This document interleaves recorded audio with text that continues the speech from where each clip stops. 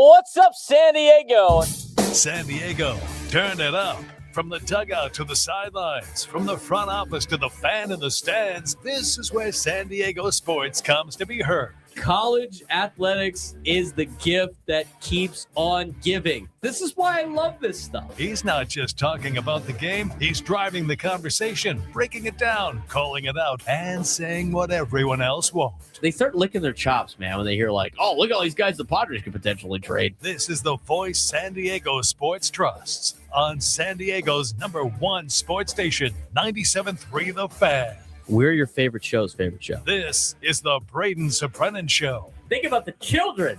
The family show. Now, here's Braden Surprenant. What's up, San Diego? And a happy Monday to everybody out there in America's finest city. He's Frank Marchese. I'm Braden Surprenant. This is the Braden Surprenant Show, live and local each every day from 10 to 2 on San Diego's #1 sports station, 97.3 The Fan. It's good to be with all of you today on a Monday, following what was a fun weekend here in San Diego. To anybody that went out and experienced NASCAR for the first time, I thought that was such a fun event to be at.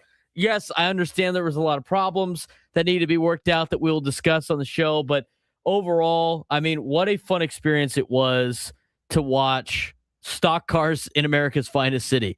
I thought there was a lot of great things about this event, but that's where Frank and I were the entire weekend. And it was a blast. It was so much fun. I mean, there's so many different ways that I can describe how fun it was. And we're going to get to the Padres in the next segment. We'll talk about what was a lackluster and, should I say, almost failure of a road trip going 4-5. And I said it like yesterday. I was going into today just thinking like, I don't know if this season is gonna be better. I don't know if it is. And then I read Kevin Acey's newsletter and I got back in. And we'll talk about that later on in the show. Let's talk about what happened over the weekend, though. I got to experience NASCAR for the first time. This is not the first race that Frank was at. Frank was like a kid in a candy store on Friday, all over the place. He had like 40,000 steps. It's good. Starting to run out of gas there a little bit on Sunday. It was a little tiring on Sunday. Starting to? Yeah. The O'Reilly series went a little bit too long for you on Saturday and where you got to the Sunday. But I got out there Saturday. I cruised over to the I didn't see any of the qualifying or anything like that. It was my mom's birthday over the weekends and Father's Day. So there was a lot of different things that I needed to do over the weekend. But we went as a family on Sunday, had a great time with my extended family who came out. I mean, my uncles are super into NASCAR, so it was cool to be able to experience that. And one of my cousins, he said, I used to give my dad crap all the time growing up. I mean, my cousin's like, close to 50 years old. And he said, now this is my first NASCAR race. I could see why he was into this. It was so fun. The media access we have was great. I mean, you got to see, I love, the competition. I love the NFL film style productions that, the NFL puts out, sideline footage, right? Strategy being talked, discussed.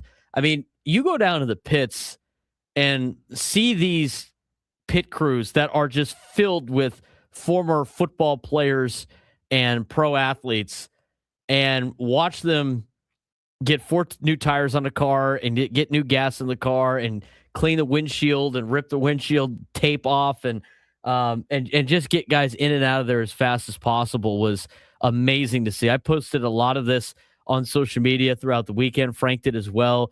I mean, what a spectacle that NASCAR was. And I thought overall it was a successful weekend. Yes, there's a lot of things that need to be worked out if they come back next year, which sounds like they really want to. Sounds like they have a couple of years of this contract if they wanted to, continue to come here. But based on the statistics of what NASCAR got in terms of fan engagement, in terms of people who bought tickets, in terms of women that showed up, and the demographics that were there that were different than what they usually get, I think it was a huge success. Now, there's a lot of things that from a patron standpoint need to be fixed. I think a lot of people have tweeted out and have thrown out their comments. NASCAR is going to evaluate that, obviously. But I think a lot of people had a great time here in Coronado. And the backdrops of the video coverage of of San Diego was spectacular. I thought overall, Frank, aside from some things that I think could be fixed for the next time, it sounded like the guys liked the track enough. It sounded like they had fun racing here in Coronado on the 3.4 mile track. Nobody really complained too much about being there. I think a lot of the drivers had a humbling experience being able to do some stuff with the military. And from my perspective, and from just the people I know that went to the event, I think they did a really good job. And I think NASCAR can really build off this event. And I think it would be great to have it in San Diego for the next couple of years. You mentioned those stats. 125,000 people went to Coronado this weekend. Fans from all 50 states plus 17 different countries. 67% of the people that bought tickets had never been to a NASCAR race before. That is unbelievable. This is the one that really shocked me because the other one, the last stat on this list is 3 times the number of Hispanic attendees compared to other NASCAR events, which, given where we are, not all that surprising. This is the one that surprised me. 11% higher for female attendees compared to other NASCAR events. That is, to me, that is huge. That is big. That is an incredible number for them to jump like that is unbelievable. This city got everyone involved in this race, and it was so much fun to be a part of. Walking all over the airstrip. Friday, I felt like I was at 2 different racetracks because I started the day down in turns 1 and 2 in like in the on base in the built up area. And then by the end, you guys saw on my Twitter account, being on the airstrip, it felt like a completely different track. It really did. Just the feel of like being around, just being on the runway where they're making it through the track is just was unbelievable.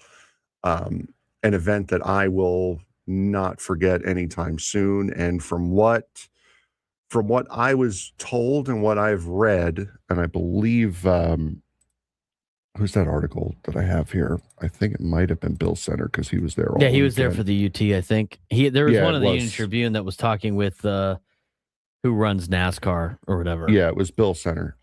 He said that they posted an article yesterday saying that they hope to return to Coronado next year. They're targeting 4th of July next year, like that time frame. But they are going to defer to the Navy. They are going to defer to other world events. Like if we're in the middle of a war, they're not going to shut down a military base for a weekend to race cars on it. But the plan is NASCAR wants to come back. They're deferring to the Navy at this point for this. Yeah, and every year that I think San Diego can have it, I think would be fun. I think it'd be great for the city. I think it's great for the tourism, of course. I mean, that's the big reason why, the Red Jackets get involved with with these particular events. And that was another great event I think that they put on. And yes, I think, there needs to be better concessions in terms of like just generic things that can help people out with the food. I think there's probably better spots for, the adult beverage consumption. I think the merchandise stuff was cool. I mean, there was a lot of things to do. Obviously, it's a little bit different than a lot of events that we're used to here in San Diego. But I attribute to like golf, where golf is to me was never really fun to watch on television. And then I covered the Farmers Insurance Open, and I thought it was the coolest thing ever. Like being at the event. I think NASCAR is the same thing. You watch NASCAR on TV, they're driving in circles. It can get boring for a lot of people that aren't into it as much as obviously Frank is, that knows the strategy, that knows what they're working on and all the different moves and stuff like that. And different ways to attack the track. So I think this worked out for a couple of reasons. One, I think the fact that it's a road course and a street race, Frank, is huge for like somewhat casual for the casual fans that showed up. Yes, because there's for the casual people that have been to NASCAR for the first time in my group, they love the fact that it was a road race and they weren't driving in circles. So I think that's a big check mark for San Diego. I think the other big check mark is the fact that you got to see the guys that you see on TV. I mean, this is a town, and we talk about this all the time in sports. This is a town that is tired of having like minor league sports, and they want the big event. And you got it from NASCAR. You saw the biggest stars in NASCAR. And I had that moment, and I've had it, I have it once for every time that I cover an event for the first time. But on Sunday, walking through the pits from one end to the other, you go and you see the numbers, and you're like, that's Joey Logano. Mm-hmm. That's Denny Hamlin. That's Bubba Wallace. You just go down the list. That's William Byron. That's Chase Elliott. Like, you watch it every once in a while, you see the highlights on ESPN, you're like, oh, those are the guys. That's Kyle Larson, right? It was kind of cool to do that and experience that. I think the other thing, too, which was cool, and I think they appreciated a lot, was being able to walk around Coronado. I mean, out of all the places on this circuit, San Diego is a fun place to be. And it's not the only big city. They go to Nashville, right? They go to Texas Motor Speedway. They go to Atlanta. They're going to some big cities. But those tracks are not in the city. No. They're like way far away. I mean, Phoenix is not close to downtown Phoenix, right? No, it ain't. Vegas is on the outskirts of Vegas. Echo Park Speedway, is in Hampton. It's not in Atlanta. Right. And they're going to places like Pocono and Talladega and Martinsville, and I mean, even Charlotte. Charlotte's track is nowhere near downtown Charlotte, and they only like that one because they get to stay home. But when you start looking at where they get to go, this is the most desirable place for the friends, the family, and of course the drivers. Over the weekend, I went to Nighthawk for the first time. That was a fun new place over there in Coronado. And we had a great waiter in Christian over there at Nighthawk. Unbelievable. I mean, it was such a great experience. Highly recommend going and check that out for a cool atmosphere. It's the same people that redid the Lafayette. They did Nighthawk over there, which is across the street from the Dell. And so we had a nice dinner for my mom's birthday. I get out at dinner, and Chase Elliott just walks past me. And I was like, that guy looks like Chase Elliott. And I look back, my brother's like pointing, like, that's Chase Elliott. Like, he's like freaking out. It's Chase Elliott. You just have like the biggest stars in NASCAR just walking around Coronado. Fast forward to later that night. Actually, Saturday night, we went and got dinner again, whatever. And we went to, Moo Time for ice cream, whatever. And the gentleman in front of us starts talking, oh, you went to NASCAR? I had my pass on. Who you with? And I was like, oh, my local radio station here in town, whatever. And then we end up, there wasn't a lot of tables available. We end up, they made some room for us to sit there, me and my family. And we're having a conversation about NASCAR or whatever. They're from Charlotte. And I'm sitting there like, okay, these people are obviously with NASCAR in some capacity. And they knew a lot about NASCAR, and they were like, well, one of our sons is a driver. And my mom has no idea who these drivers are. I was like, oh, well, who's your son's name? And they're like, William Byron.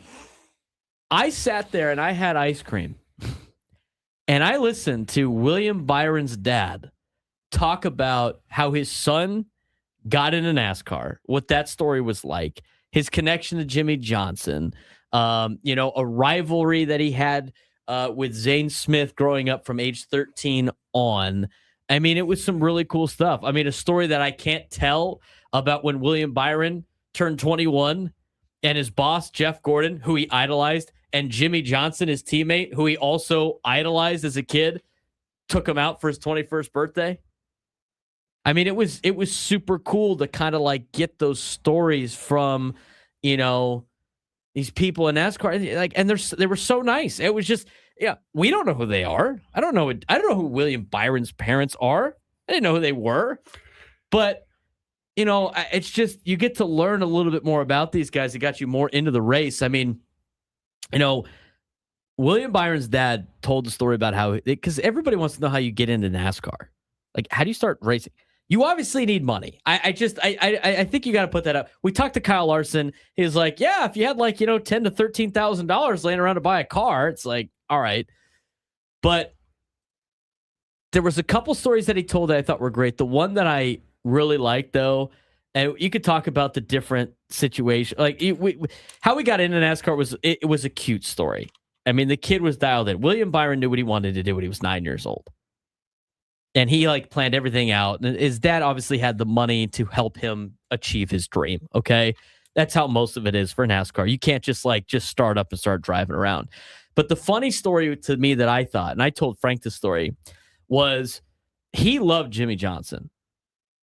I mean, as a kid, just loved him. And so William Byron is 9 years old. And again, his dad and his family done very well for themselves. They live in the same neighborhood as Jimmy Johnson in Charlotte when William Byron was 9 years old. And he told his dad the week before, Jimmy's going to be at his house on Halloween. And his dad's like, what? And he was like, Mr. Johnson's going to be at his house on Halloween. And he was like, well, how do you know that? Well, they're racing in Phoenix. He doesn't have to be at practice until Thursday. And Halloween's on Tuesday. He's going to be there. We have to go trick-or-treating at his house. So William Byron, young William Byron, 9-year-old William Byron, goes to trick-or-treat at Jimmy Johnson's house. Needless to say, Jimmy's there, answers the door, and he gets Jimmy to sign his pillowcase that he was using for the candy. Fast forward to 10 years. And William Byron had started his racing career at age 13, racing small cars. He gets going. He's just tearing it up in the youth, right? He gets picked up by Hendrick Motorsports eventually, right? And now he's 19, and they're teammates racing for Hendrick Motorsports. Did he start with the 24 after Jeff Gordon? Did he take that over immediately? No. Or did he have a different number first? Chase Elliott had the 24 for a year, and then when Byron came up, they gave Byron the 24. They moved Chase to the 9. So he's racing for Hendrick. And before this race, Byron's still living at home because he's 19. So he's still living with his parents. He's on the NASCAR circuit, part of the Cup Series, working for Hendrick. And he lives at home. He comes home one day. He runs up the stairs, and his parents go, "What are you doing?" And he was like, I have to send a picture of the signed pillowcase to Jimmy. He doesn't believe it. So he finds the pillowcase. It's still in their house. He takes a picture of the pillowcase signed by Jimmy Johnson, and he sends it to Jimmy, who just has this freak out experience. And he goes on to tell his dad, William's dad, Jimmy does, years down the road, he said, I didn't fully really understand the whole connection between me and William and your son until we were in a caution at Daytona, and Jimmy was the pace car. He was in the number 1 spot. He's winning, all these championships, and Byron's in the number 2 spot, about to start about to do a restart, and he's driving, and Jimmy's he goes, I sit there and I look over and I see this 19-year-old kid who's my teammate, and I look straight and I go, this kid 10 years ago, I was signing his pillowcase for Halloween, and now this guy's my teammate. So it was some pretty cool stories that we got being at NASCAR, met a lot of great people. I think it was a great event. I love the people that were there for NASCAR. It seemed like a lot of the diehard NASCAR fans had a good time at the race too. I got to meet a lot of those people as well. And it sounds like it was a pretty fun experience for a lot of people. I had a great time. I'd love to go back to NASCAR. Frank's trying to get me to go to Phoenix and Las Vegas. Unfortunately, it's in the fall when I'm coaching high school football, so it's a little bit different. They're on Sundays, though. It doesn't matter. You can Game I on got- Friday, jet up on I got Saturday. USD. The fall is not a good time for me. Not a good time for me, but I had a great time. We'll hear from Frank when we come back about his experience. We'll dive into Padres baseball. We got a lot of Padres baseball to talk about, but we're just getting started here on the Braden Surprenant Show, Static Summer Sports Station 97 through the Fan.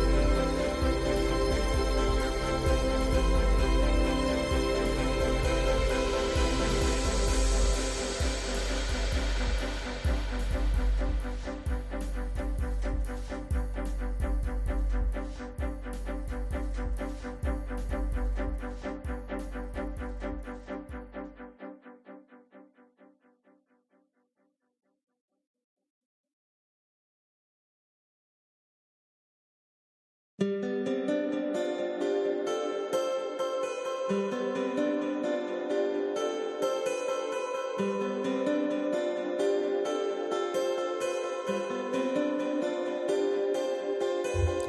live from the Bill House Studios, we know how. He's Frank Marchese. I'm Braden Surprenant. This is the Braden Surprenant Show, live and local each every day from 10 to 2 on San Diego's number one sports station, 97.3 The Fan. We have a couple of minutes here. We're going to kind of finish up our recap of the NASCAR races here in San Diego. I had a great time at the event. I can't wait for it to come back. I hope it comes back. I hope this is a couple of year deal here in San Diego. We love the big events. And every time we host a big event, it seems like the people that, or the league or entity that throws on said event loves being at, or loves being in San Diego for said event. So I had a great time. Got to meet a lot of cool people. Got to experience a lot of cool things for the first time. Hopefully you guys did out there as well. I know the things that were the problem, obviously, I think will get fixed. I think they're fixable things like the traffic flows and like food and stuff like that. I think those are all fixable things, but overall the track was good. And it sounds like, Frank, NASCAR is going to have it sounds like they viewed this as a success. Yeah, it does look like NASCAR has viewed this as a rousing success. Hamlin also, during his press conference post-race, said that the track was a lot better than they thought it was going to be. It was a lot more flowing. There were a lot of passing zones. It was designed well, which that is a huge, huge thing. And the biggest compliment was that it felt like a NASCAR track. He said, that's what Denny Hamlin said. He said it felt like a NASCAR track, which I think is the highest compliment that they can give. And the racing that it put on, I mean, it was just an insane weekend overall. The uniqueness of where you were, the incredible B-roll footage that they gave all weekend long was just amazing. Some of the pictures that you've seen have been incredible. Did you see the amount of people on the grid? Oh God! San Diego? Yeah, you couldn't move. People are like, people said it looked like they had even more than they usually have at Daytona. Yeah, you could not move down there at all. As far as the track goes, it passed the major test, which is, can it race and will it produce good racing? It passed that with flying colors. You had 3 vastly different finishes this weekend, and all 3 of them were incredible and memorable. You had Caden Honeycutt and Chandler Smith wreck going into turn 1 on one of the final restarts. You had Tyler Reif and the eventual winner, Lane Riggs, battling it out. Reif looked like he was about to get wrecked. When Reif came around to take the lead on that last, coming to the white, I thought it was the last lap because the lap was so long. I thought I'd seen 2 laps at that point. Then on Saturday, you saw a great battle where you had Austin Hill and Taylor Gray battling it out right to the very end. You had 3 guys that were all in it that stayed together, and a great last lap finish, great last lap pass. And then yesterday, even though it was a 10-second win, that doesn't tell the story of how that race turned out. You had an unbelievable battle, a 2-car breakaway up at the front between Reddick and Heim, and those 2 stayed on each other, battled all the way through. And Heim, it would have been a lot closer of a finish if Reddick hadn't blown a tire, but that race between Reddick and Heim was incredible. Great racing, perfect road course racing. For Tyler Reddick, and Denny Hamlin brought it up as well, for Tyler Reddick to get into Corey Heim in turn 5 and then back off and let him have it as if to say, hey, yo, my bad. Hamlin said, I've been in that spot, and for me, it's a lot easier to say sorry later. And for Reddick to give it up It was unreal, incredible, respectful racing. As far as the problems for this weekend, which there were many, a lot of them are fixable. Next year, you can have more trams. You can have longer trams to get you from one end. And trust me, after walking from one end to the other, I needed to take that tram back on Friday because I was not walking that again. Concessions running out of stuff, that's a problem you only have once. That's next year, they're going to overdo it, if anything, to compensate for what they did for the mistake they made this year. Concession lines of merchandise lines were ridiculously long. They were until the race started. Oh, and yeah. Then there's then like, everyone it was a wants breeze. to watch the race. Yeah. Yeah, that was the best time for the casuals out there to go get some gear and everything like that. But I think a lot of the problems that they had are easily fixable. Yeah, I mean, it's a major event for the first time. Yeah. And I think the biggest takeaway was, and you read it during the break, but it sounds like Ben Kennedy was stoked about what happened and wants to come back next year. Yeah, 100%. They want to come back. Again, they're deferring it to the Navy as far as timing-wise and what's going on in the world. So they said they're very cognizant of the fact that it is an active military base that they are asking to use for about a week. So they want to be respectful of that for sure. As far as Brock Landers in the chat, no, Michael Jordan was not there. That was the first thing I asked when I saw the drivers running 1, 2, 3. Patrick Mahomes was. Patrick Mahomes the Kelsey was. brothers were for Travis Kelce's bachelor party. Kay Adams was there. Marshawn Lynch was walking around. There was a lot of celebrities at this race too, which was super cool. We just casually walked past Marshawn Lynch on the grid, and I looked back. I'm like, we just walked past Marshawn Lynch as if he was a nobody. Nah, I've seen that guy before. You gotta be cool, man. But as far as, and I saw somebody bring it up in the chat, the turn one wall getting knocked back, they did double up the barrier from Saturday to yesterday. But that's kind of just something, unfortunately, you have to deal with at a racetrack like this. You're on an active military base, active public roads where you can't just start drilling holes to anchor a wall down. So unfortunately, with a race like this, that's kind of something you just have to deal with.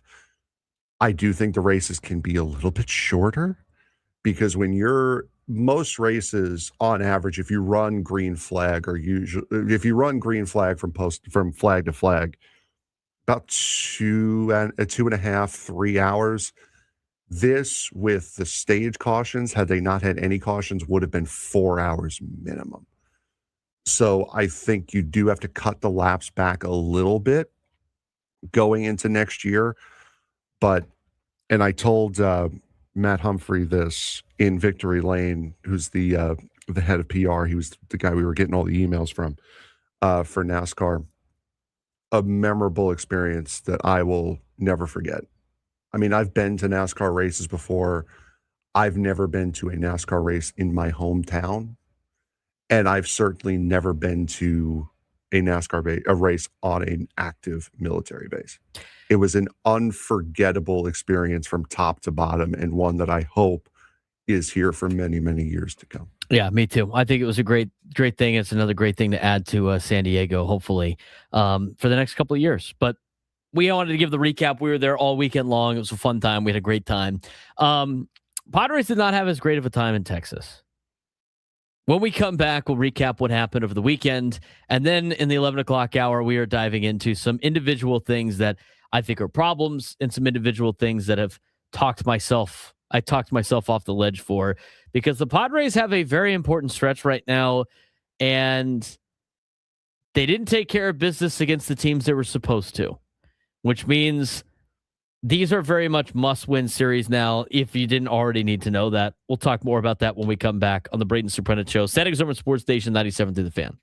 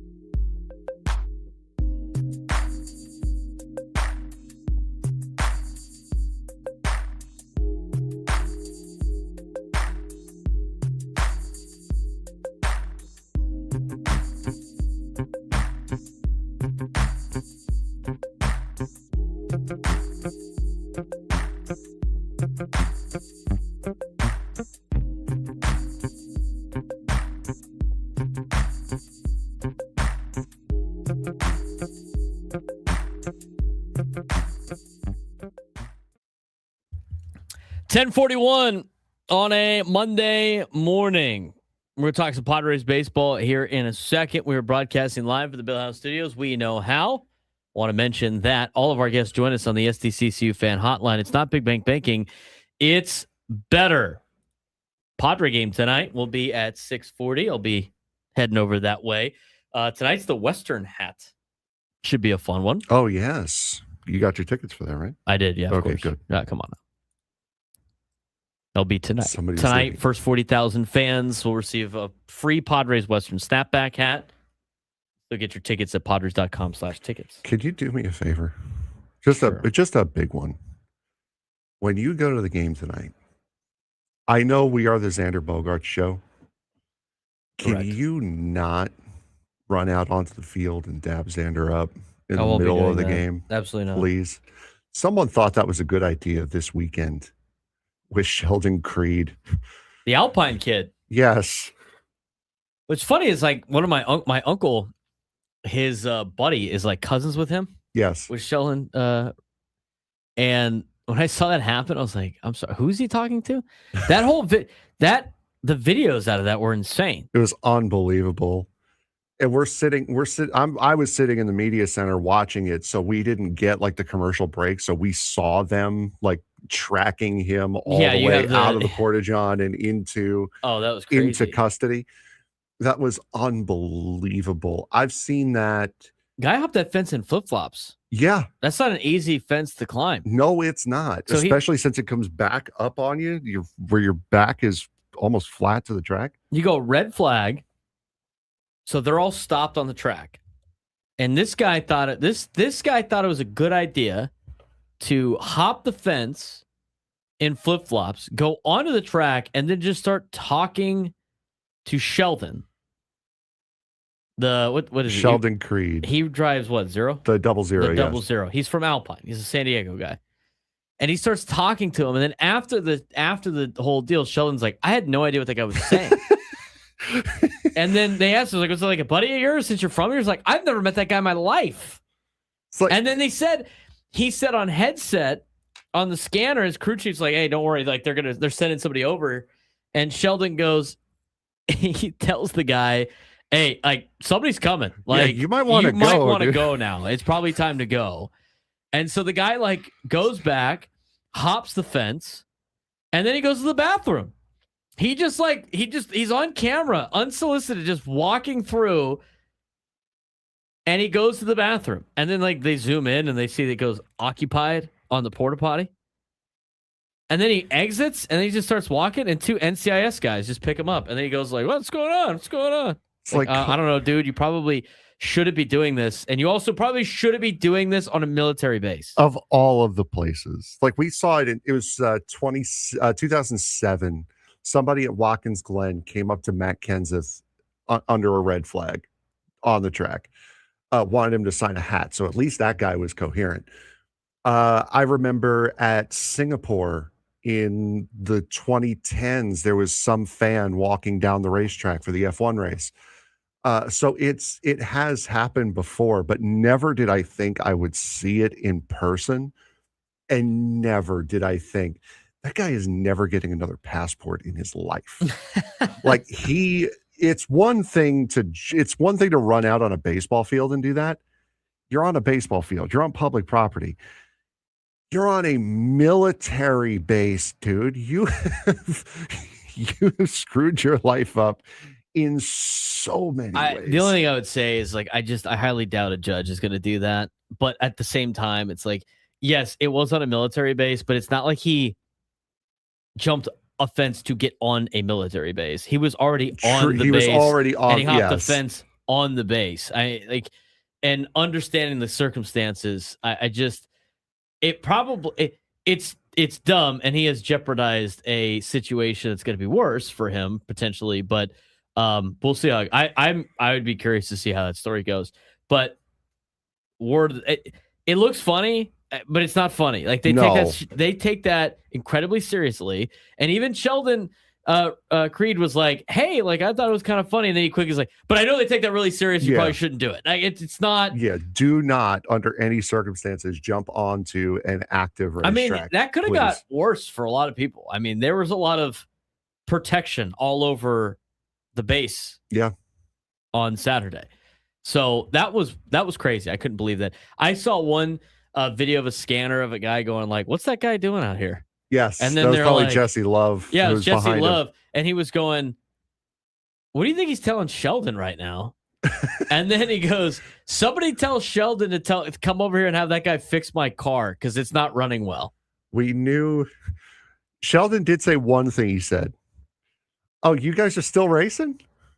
It's like, yeah, dude, I'm not sitting out here for fun. What do you mean? Exactly. Oh my God. And then there was the video of the NCIS guy like looking over, and like you saw him like he's like has his hand out like that. He was talking to him like a disappointed coach talking to a high school kid. I said what are you doing? Someone was like, man, he looks irritated. Somebody in the media center was like, man, he really looks irritated. I'm like, yeah, because you know what he was met with? He was met with what I do. Yeah, exactly. You mean, what did I do? Like, come on, bro. People do that all the time. I mean, it happens on accident too, and these poor military guys have to deal with it. Yep. Right, and they have to be on edge because you never know when it's going to be something bad. You know, I know somebody around COVID that wanted to get fast food late at night, and they were in Coronado, and there was a McDonald's open on Coronado. No. But like Apple Maps and all that stuff did not say it was on base. You know what? So they started driving to the McDonald's, and then they go, oh, they get stopped at the gate, and they're like, this is kind of weird. And they're like, oh, it's on base. And so the soldier or whatever, the Navy guy, it's like outside at night, right? It's like 11 o'clock at night, goes, and there's 4 of them all like in their 20s, 4 20-year-old men sitting in the car. And the guy comes up, he's like, what are you doing here? What are you doing here? because they show them it's like IDs. They show them the IDs. They're not military IDs, so they're like, okay, well, because they look like they could be like Navy guys. And he was like, "What are you doing?" And they're like, "Well, we're trying to go to McDonald's." They're like, "What?" It's like, "What do you mean trying to go to McDonald's?" They're like, "I don't know. They said it was open. Can we go get McDonald's?" Like, no, they can't get McDonald's. I did this. There was a 50 cal pointed at the guy's chest. I did the same thing. You did this? I was leaving an allergist appointment. I couldn't eat all day. Were you trying to go to Miramar or something? No, Camp no, Pendleton? it was on Pomerado. There's an allergist. Like if your house Right, is okay. right, I had to go left. And I was looking for the closest fast food place because I had not eaten And all Miramar's day. got a lot of them. I wanted something. No, there's a base on Pomerado going the other way. So I look up. They have that's part of Miramar still. They have the thing, and then they have the UCSD's like tectonic plate simulator thing over there. So I look up what's the closest place, and it said there was a McDonald's right there. So I'm like, okay, cool. You try to get on Miramar and go to the McDonald's. I just followed the thing, and then I looked where I was turning. I'm like, oh God, no. No, it's a military base. So I didn't even show the guy my ID. I'm like, I was following the sat nav. It was taking me to McDonald's. I was following the sat nav. If I knew it was in base, I would not have come here. And he said, give me your ID. I'll give it back to you after you turn around. So I've done the exact same thing. At least I recognized it and did not try to talk the guy into letting me on base. Yeah, they don't mess around for sure. Yeah, I mean, no. The guy I know that did this, they just like kept following him with the gun the whole time. And I know somebody else that took a wrong turn down by Liberty Station. And then they're like, okay, cool. Like, we'll turn around. But they had to get escorted by a cop like around the thing.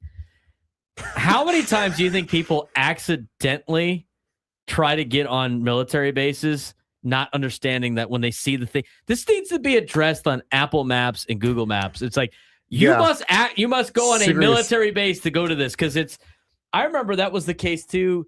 I know somebody that like Dunkin' Donuts wasn't out here yet, but they had one on Miramar, on MCS Miramar. Yeah. And people were like trying to go, they're like, oh, it's I can't go on the military base. I just, again, do do you think if you told the guy at the gate, hey, can you go run and get my order and bring it back? Do you think? I was just so embarrassed to have made the turn. I'm like, please, I know I'm stupid. Please just let me turn around. They're like, yeah, give me your ID. We'll wait for the cones to move and then we'll turn you around. I almost did that one time. I looked it up before and I was like looking for things that were open. I'm like, oh, that's great. They have this open late. And I looked and I'm like, wait a minute. That's not. I'm like, oh, it's on the military base. This shouldn't pop up on my feed. This is not something I can access. But I wonder how many times that happens to the poor guys that are working the gate at Pendleton, yes, and Miramar and North Island. Yes, I know I'm not the first person to do it, but I always feel like I'm the only person that's ever done it, and I feel like an idiot when it happens. Well, and the thing is, they can't they have to be on it too, because you couldn't get somebody could be pretending that was the case. You can't. Every threat is serious. So, I mean, I'm sure that happens a decent amount. It's got to be so frustrating for those guys. But seriously, that's a very good point. Google Maps and Apple Maps, they should have a thing that says military base. If anyone from your tech company, if tech area is listening, seriously, you guys have a warning that you're about to go on a toll road. Right. I will take the no toll road warning. I'll bite that $2 bullet if you tell me I'm about to go onto a military base so I don't bite an actual bullet. Please. Yeah, please. Let us know that where we're about to go is on an active military base.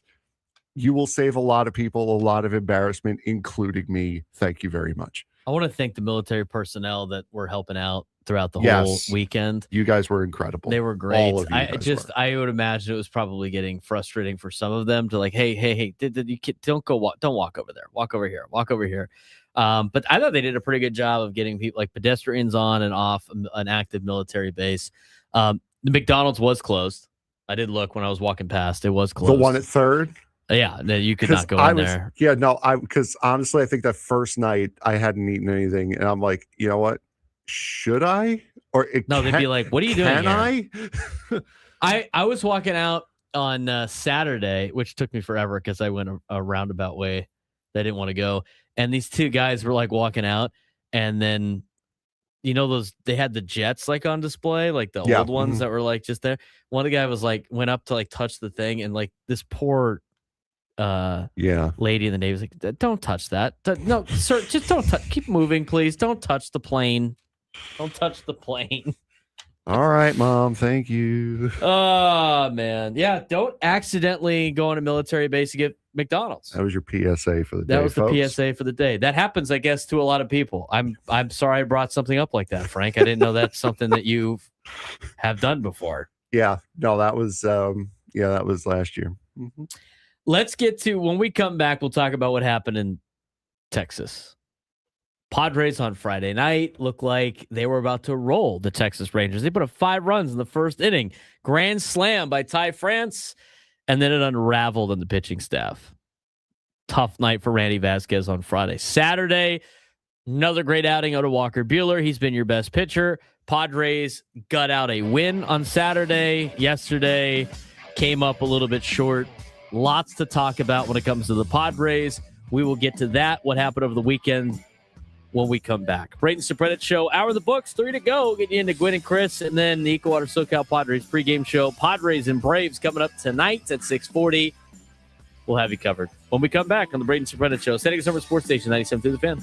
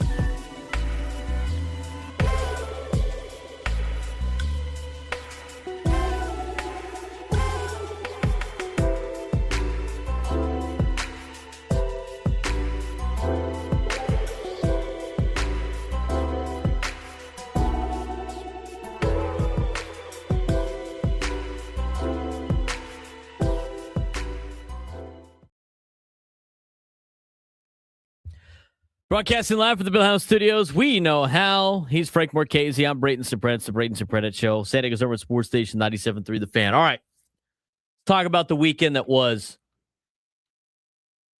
for the San Diego Padres. So while Frank and I were out and about doing some NASCAR stuff, the Padres were playing games in Texas. And we said before the road trip, Frank, this Padres team has to win 3 out of their next 4 series. Well, they did it in Baltimore, and that was it.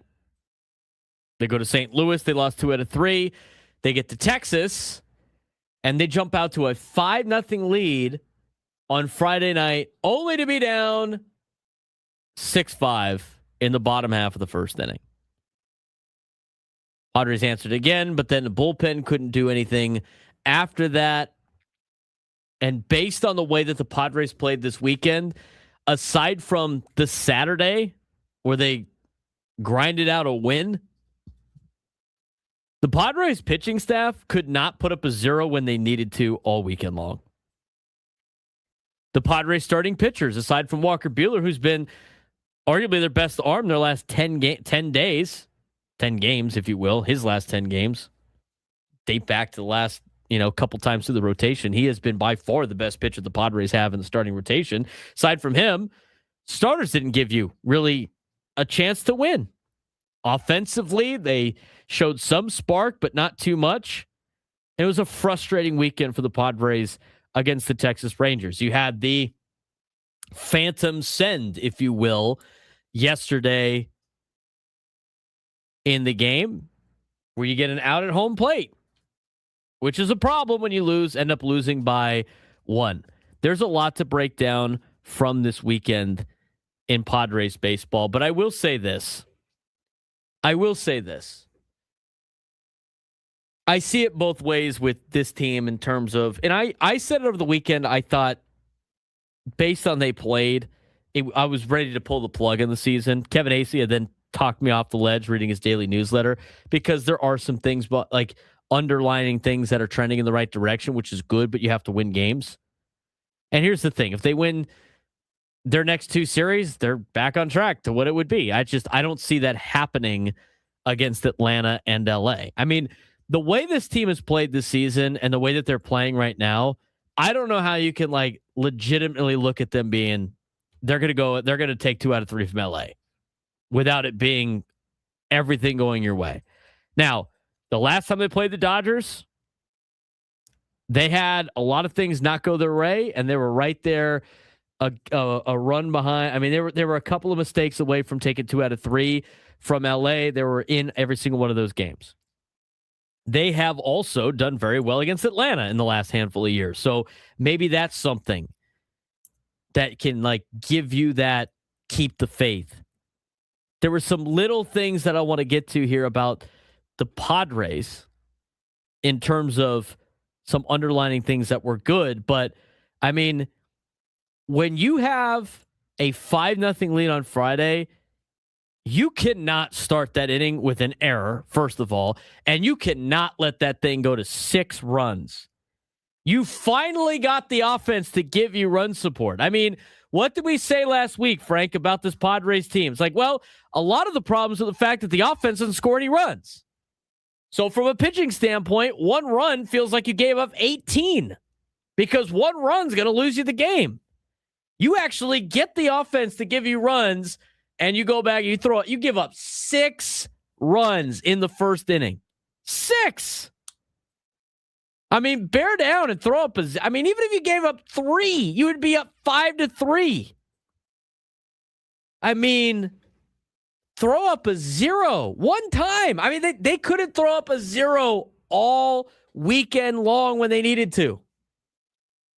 Look, I would love to blame the offense every single day because it's really kind of their fault most of the time.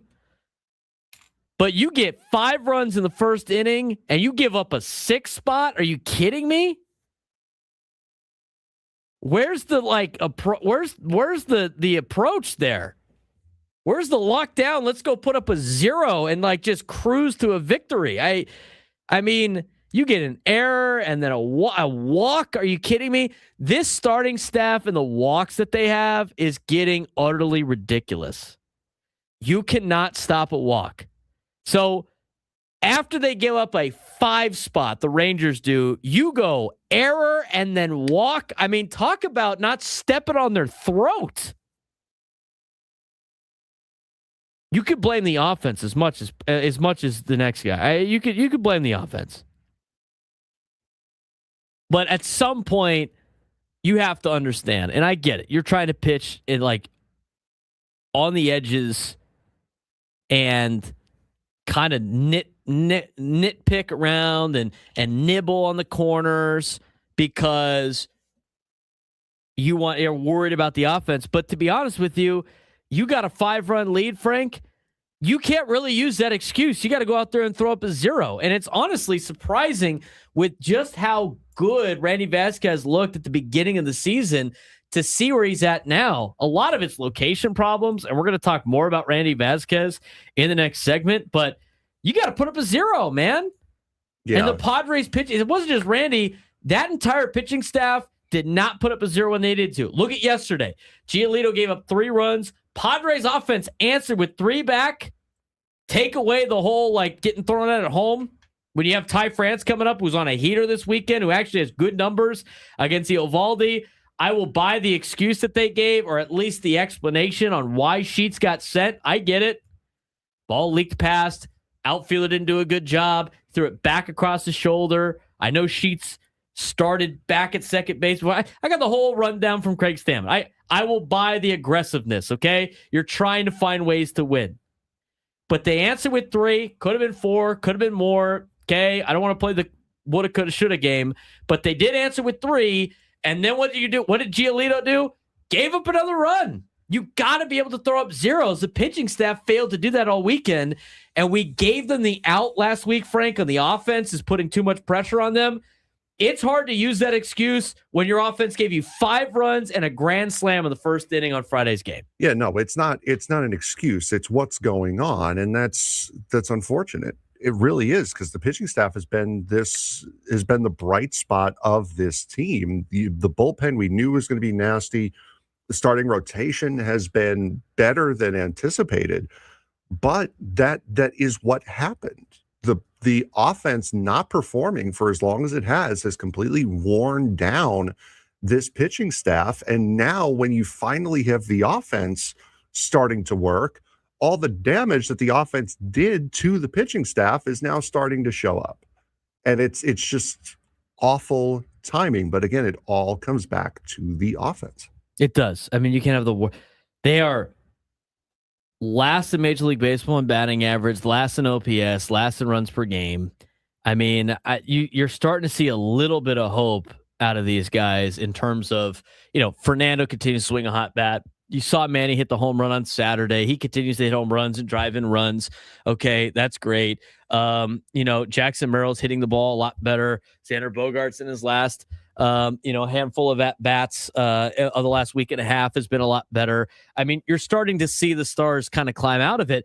But, Frank, you're starting to see them climb out of it very slowly, and they haven't been able to, rack up enough right now. And we could talk about treading water as much as we want since they have, I don't know, half the Chihuahuas on their team right now. But the frustrating part about this road trip was these were the games that were easier to obtain in terms of wins than what you're about to deal with before the All-Star break. Because now you have Atlanta, who's the best team in the National League East, who's right there with the Dodgers, who are the best team in the National League. Then you got LA, who we've already seen how the Padres have played LA once this year. The Dodgers, as much as they get beat by some bad teams sometimes, that they don't commit the mistakes that they make against bad teams against the Padres. They're locked in. When it comes to the Dodgers playing the Padres, you're going to get the Dodgers' best effort every single time. So you got Atlanta, and then you got LA, and then after that, you got LA again over the 4th of July weekend. You also have Chicago. And after that, when you get into like deeper into July, you got to deal with the Blue Jays who are playing better, Arizona who's right there next to you in the standings. It's not getting any easier, and that's what makes this frustrating because we talked about before this month started, you'll take 500 in the month. At least you and I said that, and I totally believe that. If they finish this month 500, not like on the season, but like for the month, they're entering July at the exact same spot they did last year. In order to do that, they have to take 2 out of 3 from Atlanta, take 2 out of 3 from the Dodgers, and split the first 2 games with Chicago. In some sort of fashion, 2-4, they need 5 wins out of their next 7 games. They got to go 5-2 in their next 7 in order to be 500 in the month of June. Not on the season, but in the month of June. And what the frustrating part about this was, they could have done it against St. Louis, and they didn't. And they could have done it against Texas. And the way that they started the weekend series against Texas, you thought for sure they would have had a cruise through the weekend. But this is the problem when you have your pitching staff holding everything together, because eventually the dam's going to break. And it broke on this pitching staff. And you're seeing it not only with the starting pitching, you're seeing it with guys like Jason Adam in the bullpen. I mean, this is a group that needed the offense to come back a little bit sooner than it has. And right now it's slowly coming back, but it's not coming back fast enough. And these pitchers are so used to having one pitch or one mistake turn into the ball game that it's been tough with the locations for these starting pitchers and these bullpen arms, Frank. No, it is. And that's, again, it goes back to the offense. You've worn down this pitching staff so much because every single time they took the ball, it was in a high leverage situation. You cannot do that over the course of 2 months and expect the bullpen and starting pitching staff to hold all season long. You're going to have stretches where they're going to be down regardless, but now you're finally getting some offense. You're finally getting some glimmer of hope out of this offense, and the pitching staff is going to throw it away because of the offense's ineptitude at the beginning of the season. And yes, I understand the Padres starting rotation is still dealing with injuries. You still have Musgrove out. You still have Pivetta out. You don't have Yu Darvish this year. You knew that coming in. You're down to your 3rd and 4th catcher right now. Yeah, exactly. Yeah. Yuki Matsui put Fermin on the IL. You have no Ramon Laureano for the entire year. Starting left fielder's gone for the year. Yeah. You're down to your 3rd or 4th catcher. I get that too, and I know this is where you're going with. Tough S, man. Yeah, exactly. Like everybody's dealing with problems. You got to be able to be good enough to overcome some of those problems. And I will say this too, as you look at this road trip, the first game of the road trip, they lost 7-3, and I don't want, nobody's taking a banner for this. It's not like they're getting their ass handed to them. They lost by 3, lost by 1, lost by 2, lost by 1. These are little things that a couple of plays go their way, and it's a little bit different of a record. Or they don't play pressed, and things might change a little bit for this team. Because I think you saw in a handful of games, I mean, they put up 6 runs on Wednesday. They put up 7 runs on Friday. They put up 6 runs on Saturday. Only had 3 on Sunday. But the offense is starting to put things together. But the problem is the Padres haven't been able to collectively put it all together. And the frustrating part is you have seen the bright spots of everybody on this team, and it becomes more frustrating that they're just barely hanging on and losing games. But I mean, where would this team be right now without Samad Taylor? Yeah. I mean, think about some of the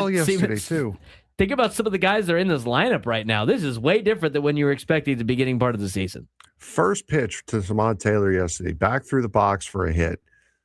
Then forces 2 pickoff attempts by Nathan Eovaldi, and then with speed, a decent slide, breaks up a double play. That's the first inning. That's your opening batter of the game. Imagine if you had Samad Taylor doing this from the start of the season instead of Nick Castellanos. Where would this team be? Oh, yeah. It's unbelievable what he's been able to do. Ty France has been great. Solak is back down. Bowen, you had a feeling was coming up at some point this year anyway. And Hunt shouldn't even be here. If Matsui hadn't spiked that pitch in warmups, Hunt wouldn't be here. It's unbelievable the amount of bad luck that this team has had as far as the injuries are concerned. But as you said, every single team is dealing with this. Well, every single one. Here's the other thing, too, is we knew going into the year that the Padres stars had to star, correct? Mm-hmm. We knew that going in. There wasn't a lot of leeway with what you could do. And aside from bringing back Luis Arraez, which if you would have brought him back, you would have had the exact same team back that everybody was so frustrated with last year that still won 90 games and made it to the playoffs. You would have brought back the exact same team you did the year before. So you took some chances on some players, right? You brought in Miguel Andujar. You've gotten a lot out of Ty France. I mean, there's some players that have made this team and have done well.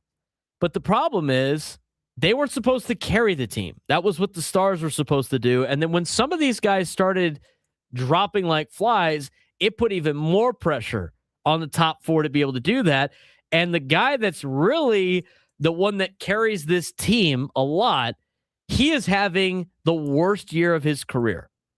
And so things have started to spiral. Now, Manny is slow, and I'm telling you, it is slow. He is slowly starting to hit a little bit better. You could look at Kevin Acey's newsletter. He's hitting 286 with an 860 OPS his last, 10 games or something like that.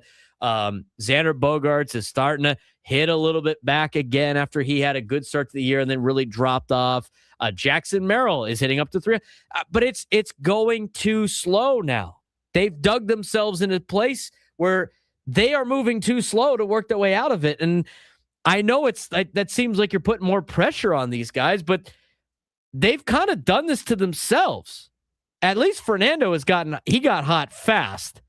But when you have your team built on these 4 players and they're expected to really carry the team, and then you have injuries to said team, it's hard to keep it up, especially when those 4 players are playing below their season average and their season averages. I mean, what this team could not afford to do is have Manny, Bogaerts, Fernando, and Merrill have career worst years all collectively. And aside from Fernando, that's what you're kind of getting out of everybody right now that are under contract for a long period of time. So we have to take a quick break. We'll talk about the offense later on in the show, but we have to discuss this rotation and what has happened in terms of a gigantic fall off by everybody in the rotation with the exception of one guy, and it's the one guy that a lot of Padres fans didn't think would make it this far. We'll discuss when we come back.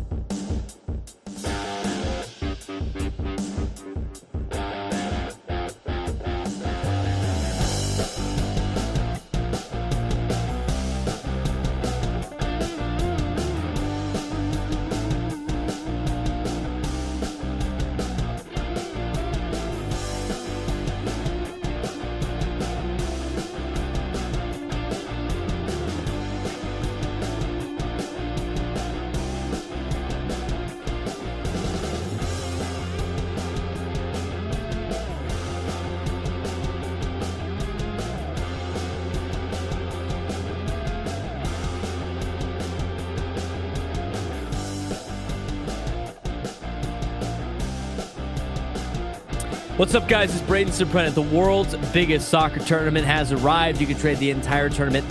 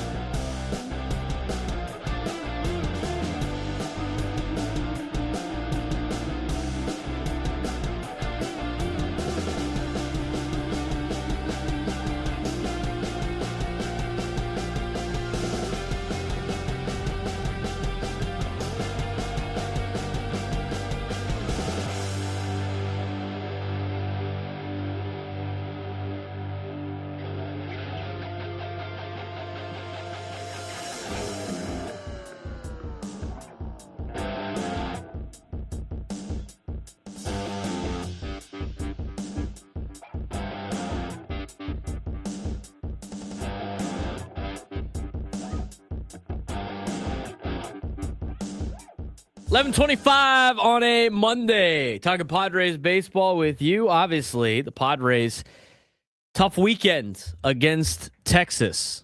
4-5 road trip.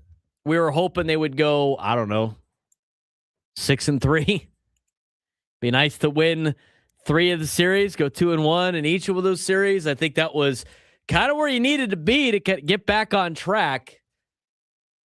5-4 would have been like, well, at least we didn't have a losing road trip, and now it's 4-5. I mean, around 500 in the 9 games that they had on the road trip, which is finally over. And the reward for that, here's the Atlanta Braves coming to town. Number 1 team in the National League East. Close with the Dodgers for the best team in the National League. In fact, they are a half game in front of the Dodgers as the standings show. So you're going to play the 2 best teams in the National League in the next 6 games. You got Atlanta, who's 48-28, 632 winning percentage. You have Los Angeles, who's 49-29, 628 winning percentage. Then you got Chicago. He didn't do too well against here at Petco Park.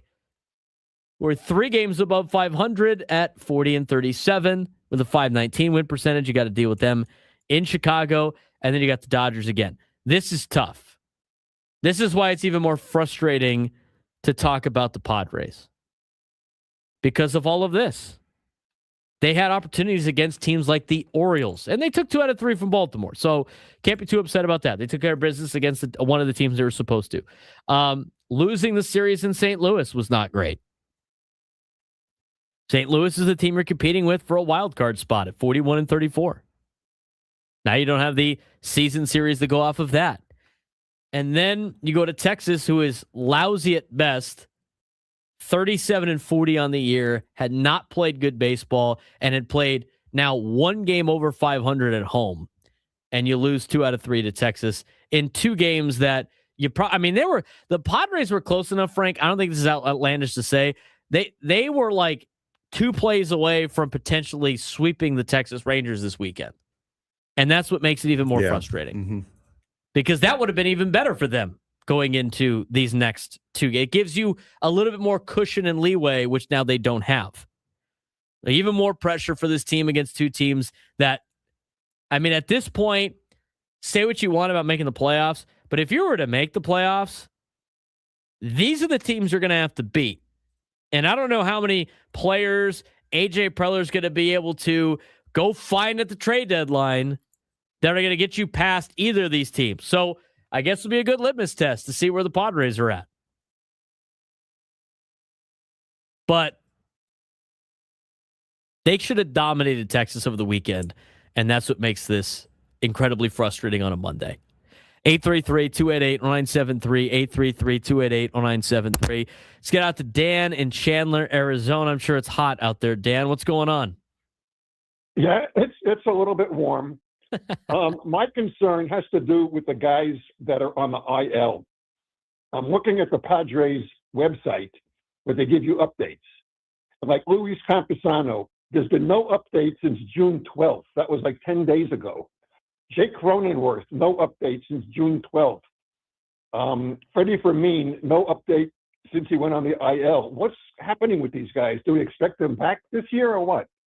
I think all of those players that you mentioned, they do expect to be back at some point. It sounds like Fermin, according to Kevin Acey's newsletter, is expected to be back as early as tonight, which is great. They got Miguel Andujar back yesterday. The concussion thing with Jake Cronenworth is going to take a lot of time. And, it sounded like the latest update we got from Luis Camposano last week was he was still trying to get back into, doing baseball reps. But, they need these guys back in a big way. You start to look at the injured list, you start to go, you sometimes you forget how many guys that were expected to be on the roster and on this team in the starting lineup to start the season that are not playing with this team right now. And look, they got some good production out of Samad Taylor. I just don't envision him being able to keep this up the entire year. Maybe he does, and it's great. But you're starting to see the depth here really get tested with this Padres team as they kind of play like mediocre baseball over this stretch. They got to try to survive right now. And it's the frustrating thing, though, Frank, is despite all of that, they still should be winning a lot of these games. That's what makes it frustrating. No, it definitely is. I mean, it's also more frustrating because you're getting let down now in ways that you weren't getting let down earlier. So now it looks like you have more problems than you thought you had, and you really don't. You still have all the same problems that you had. It's just now it's manifesting in different ways, and those problems being, your offense, and now all of the blowback from that is coming up. It's all showing now. Latest update we got on Pivetta and Musgrove like end of July into August, second half of the season. We talked about on the roundtable last week, Frank. I mean, they're not currently part of my plans for this year. If I was making it, you got to view those guys as like a cherry on top. If you get them back, great. Now we're going to have extra we're going to have some fresh arms maybe at the end of the season with some extra pitching on top of like the starter that we had to go trade for, which, as Dennis Lynn talked about, is something that they're not going to be able to go find until at least the next couple of weeks, because there's teams that are deciding whether or not they're in or out right now. And as long as the Padres have a winning record, they're going to be in terms of the trade deadline. And it's amazing what like one bat could do to a lineup. And I mean, you're hoping Camposano comes back sooner rather than later for this team, and they add a bat and then see what you got. But this is a very tough week this week, and maybe it will change the outcome of what we're looking for this Padres team. But this road trip was tough to watch because of the fact of what we saw coming down the pipeline when it came to the schedule for this team going into the All-Star break. Yeah, 100%. And this is, again, you get a little bit of a respite out of the All-Star break. It is on a long road trip, but still, I mean, you're really going to have to bear down here in these next couple of weeks in order to just kind of maintain the same even keel that you were on last year. 833-288-0973, 833-288-0973. Let's get out to Larry and San Juan Cap. What's going on, Larry? Hi, guys. First-time caller, and really enjoy your show. And I want to talk a little Padres baseball, but I also want to preface it real quick by telling you that when I moved here 15 years ago from Columbus, Ohio, where I covered the Ohio State Buckeyes for 36 years, and I was and covered the Columbus Blue Jackets hockey team for 11, and I was on the largest radio station in Columbus, Ohio for about 16 years. So I have this great appreciation for what Frank does, because I did sports updates and I did some talk radio in Columbus. And so here's a salute to you, Frank, because I know how valuable you are to Braden. Thanks, and then, buddy. Braden, I have a connection for you. I was the head football coach at Grandview High School for 7 years, went on to be their athletic director for 17 more. So I also have a high degree of appreciation for what you are doing day by day in your commitment to young students in the football world. And I'll finish it off by telling you, when I was on the radio in Columbus, I covered high school football and high school basketball, and then it expanded to all the sports in high school. And when I was in Columbus, they called me, my moniker was Mr. High School Sports. With all that said, I do want to talk a little Padres baseball. Well, that's cool. We appreciate the love and everything like that, and it's good to have somebody that understands where we're coming from on a lot of different perspectives. But what do you got on the Padres? We just get a new uncle. Yeah, so I came here and I became a Padre fan. I grew up a Detroit Tiger fan, still am, but I came here and really embraced the Padres. My companion Audrey and I have been there 3 times this year, going tomorrow night to see them play the Braves. And of course, we all know, Braden, you've talked about it a lot this morning, about the lack of consistency with this baseball team. that they win, they lose. They win 2, they lose 2. And so my thing is, rather than just, complain about the fact that Manny and that Jackson Merrill and so on and so forth aren't hitting, it's how to fix this team and what we can do down the line to fix this team. And I don't know, guys, I'd like to have your input. I mean, you got starting pitching, and really there's no stopper on this team. There's no guy that you can say, oh, we've got him coming up tomorrow, so that's going to stop it. I mean, Walker Buehler's been the best pitcher we've had, right? I think. And then the hitters, hitting, I don't know. When you have 2 catchers who are hitting down around 150, that's an out in the lineup. And so my first question to you is, I love AJ Preller. I just think he's fabulous for a team. Where do you see them going to try to strengthen this team? Because there's some real flaws. Yeah, they do have a lot of flaws. And unfortunately, Larry, a lot of the answers that we're getting from the Padres are, this is going to get better. Like, all these players are going to get better, and we expect them to get better. I could buy that in the early part of the season, Frank. When we're almost through June, it's hard to continue to be like, oh, okay, yeah, let's just wait and see if this team these players end up getting better. I mean, you see signs of it, but they don't consistently do it. In terms of like what they need to do in order for this team to actually get better at what they need to do at the deadline, we'll tell you when we come back, because we got to take a break on the Braden Surprenant Show, San Diego Sports Station 97.3 The Fan.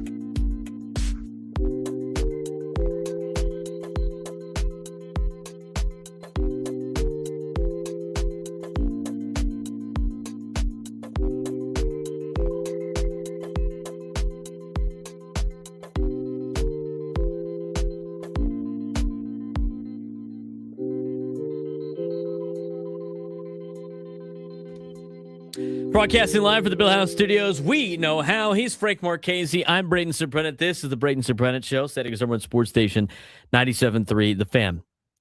We had a call from Larry in San Juan Capistrano to talk about where can you improve this team. To me, and I was thinking about this the other day, I honestly feel like we fail to recognize sometimes just how one bat in the lineup, Frank, changes the whole dynamic of things. So as of right now, obviously people are freaking out about, oh, they need this, they need that, they need this, they need that, they need that, they need that. I think the reality is they could probably use at this point an everyday starting outfielder and a bench bat that might be hot, like a guy that goes back and forth. Yeah. Because I don't necessarily think Samad Taylor is going to be able to do it for a long period of time. Maybe he does. That's great. Samad Taylor has basically, I think you really need. Here's how I view this. Okay. Luis Camposano is going to come back eventually, right? And hopefully it's sooner rather than later. Hopefully he can kind of replicate what he did offensively, but you're going to have Fermin and Camposano back, which eliminates Duran and Blake Hunt, right? Mm-hmm. So that's two catchers back on this roster. And the days that Fermin plays, maybe things are better. I think Camposano needs to start a little bit more. Then Fermin, when he comes back, that's kind of the direction they were trending in, but he's going to have to get back up to speed.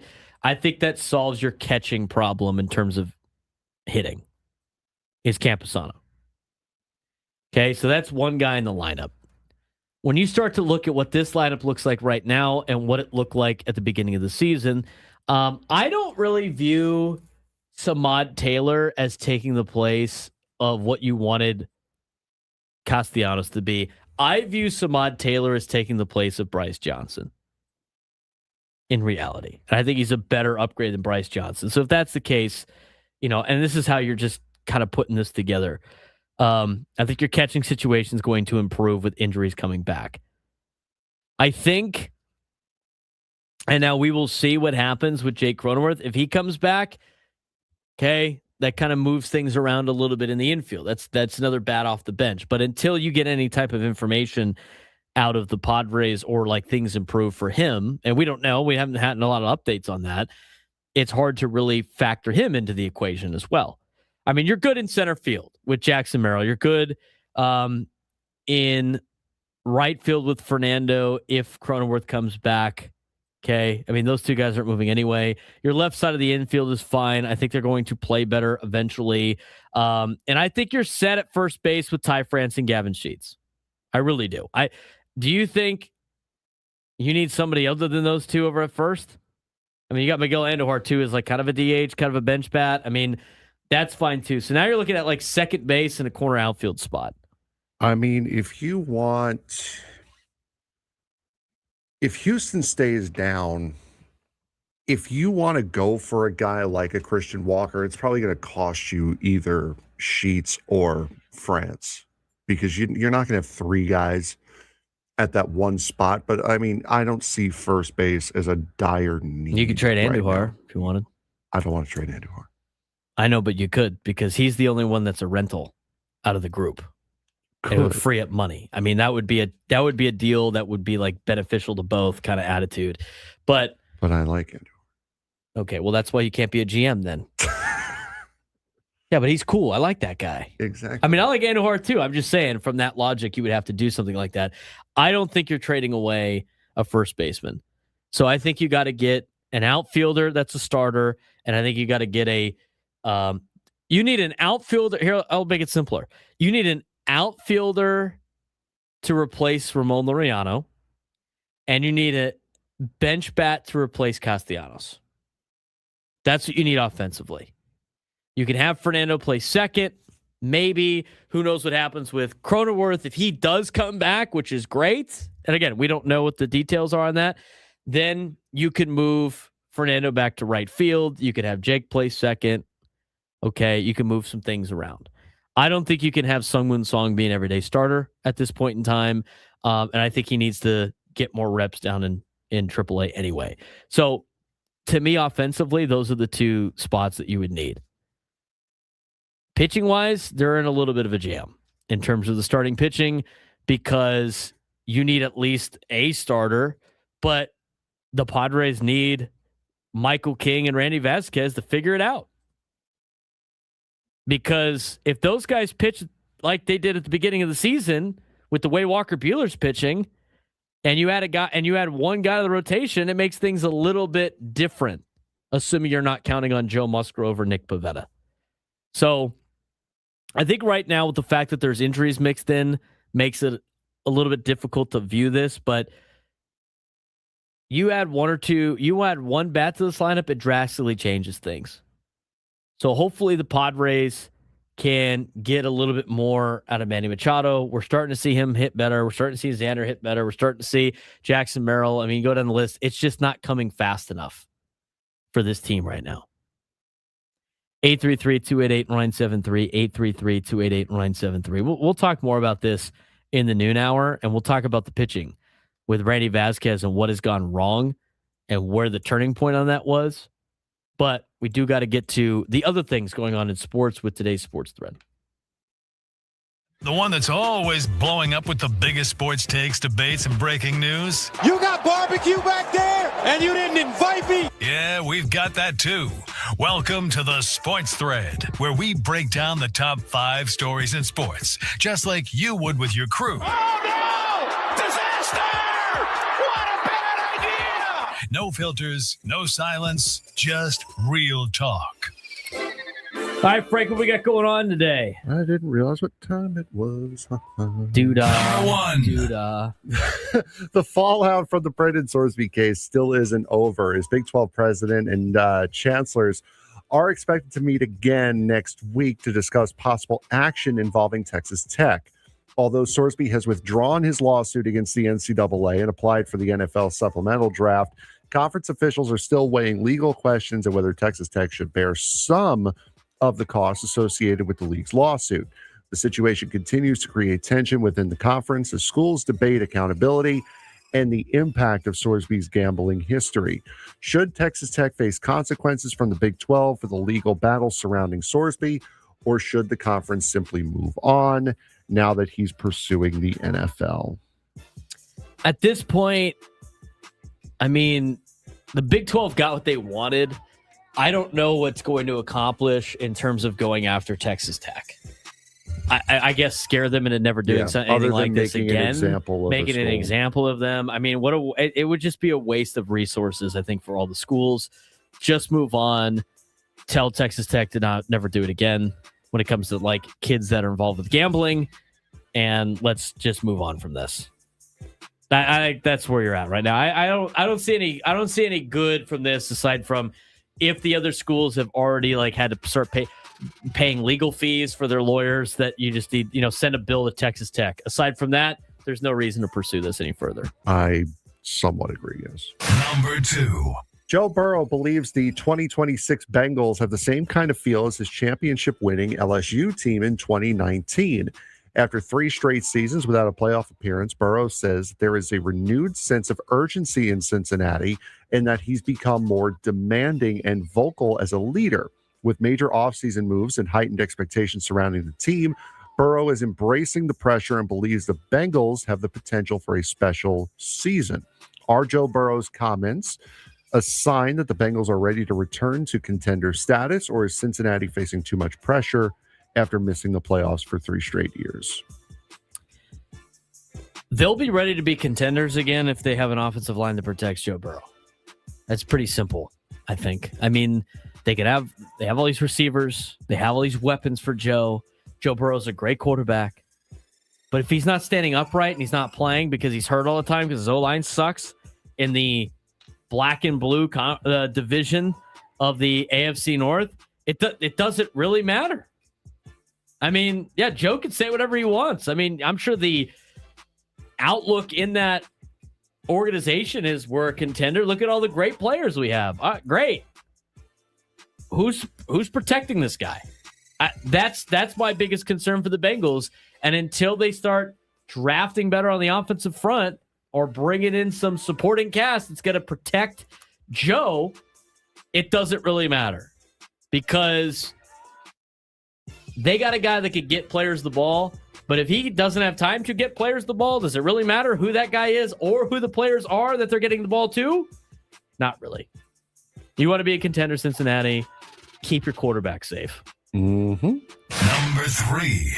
In one of the biggest moves of the NHL offseason, the Ottawa Senators have traded captain Brady Tkachuk to the Florida Panthers, reuniting him with brother Matthew Tkachuk.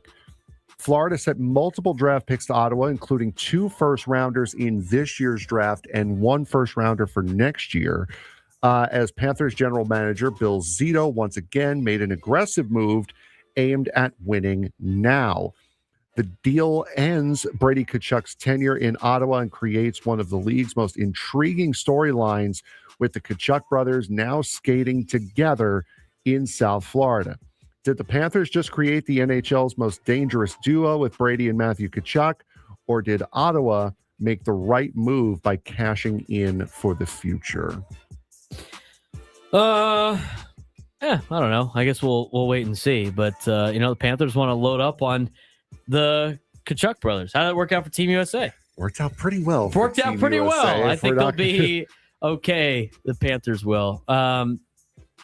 It's almost always better to have the best players at the top, more so than betting for the future. Sometimes it works out. I think a lot of people go back to some NFL trades that have worked out for the future with the draft picks, but it's not acquiring draft picks. It's what you do with the draft picks that really matter. Yeah. I like the Panthers haul here. One of them's a top 10 pick, and the other one I think is like 22 or something like that.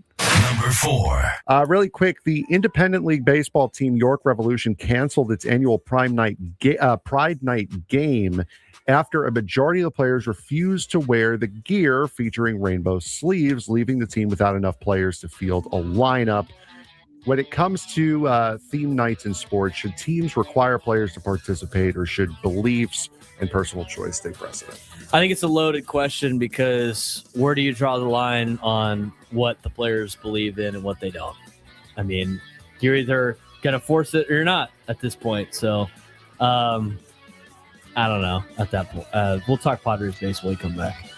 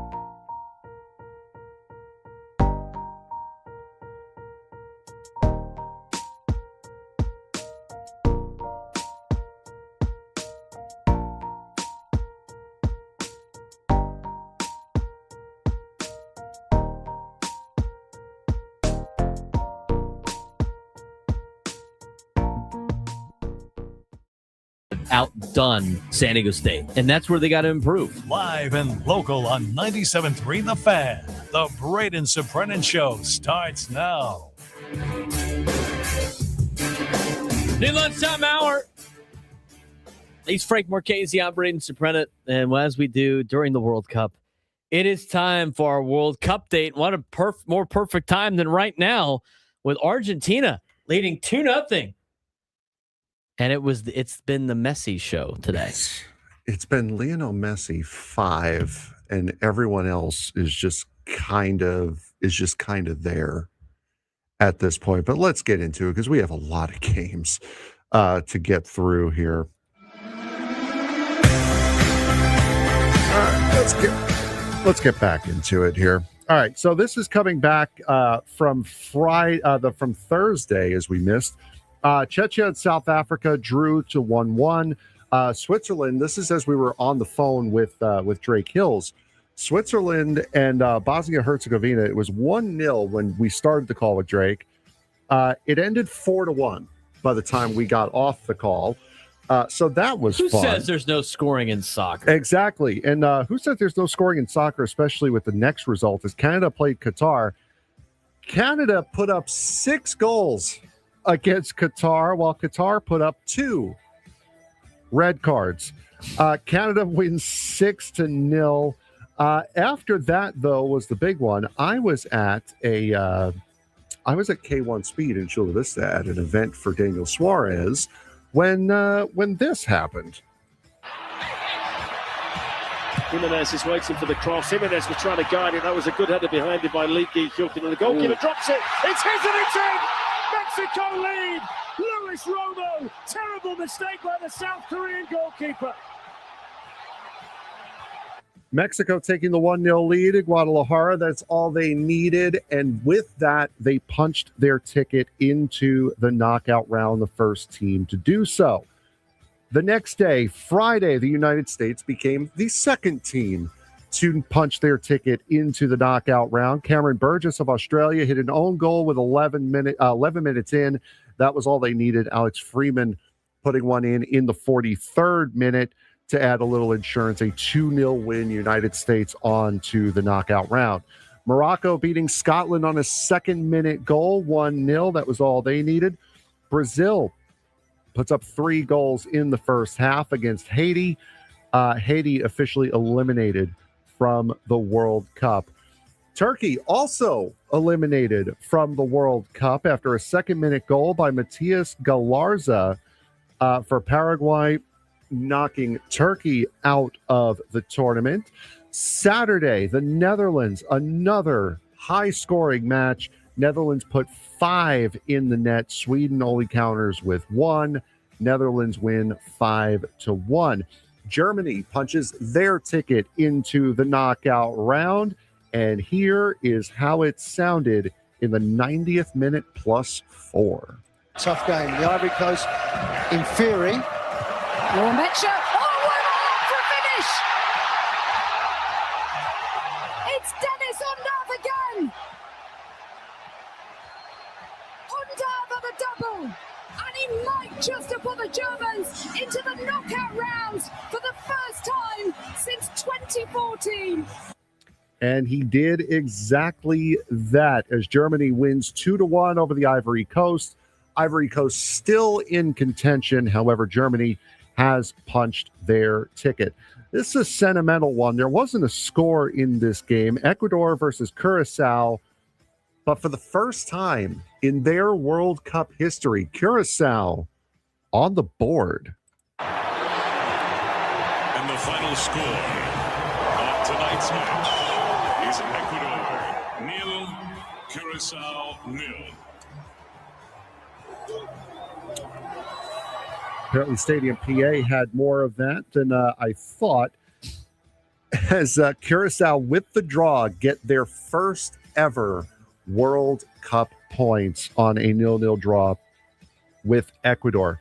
The nightcap for Saturday night, Japan versus Tunisia. Japan easily handling Tunisia. Tunisia out of the World Cup, a 4-0 win for Japan. That's exactly how Sunday started, a 4-0 win for Spain. Yamal scoring in the 10th minute. That was all they needed as Saudi Arabia now goes down. Iran and Belgium play to a 0-0 draw. Both teams with 2 draws. Both teams still in it. Uruguay taking on Cape Verde. Cape Verde scoring in the 61st minute to tie the game 2-2.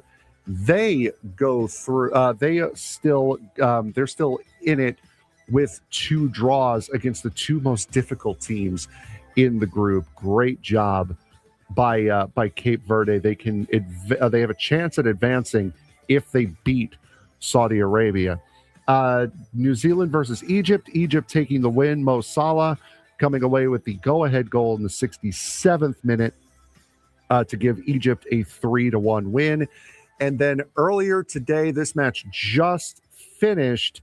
First goal of the match. Here is how it sounded for Argentina. Slow down an Argentina attack. Here's Almada on the move for the world champions. Now Medina. Pull back here. Let's it run. Messi! History in Dallas! 40 years to the day since Diego Maradona scored the hand of God. Lionel Messi scores the goal to make him the World Cup's all-time leading scorer.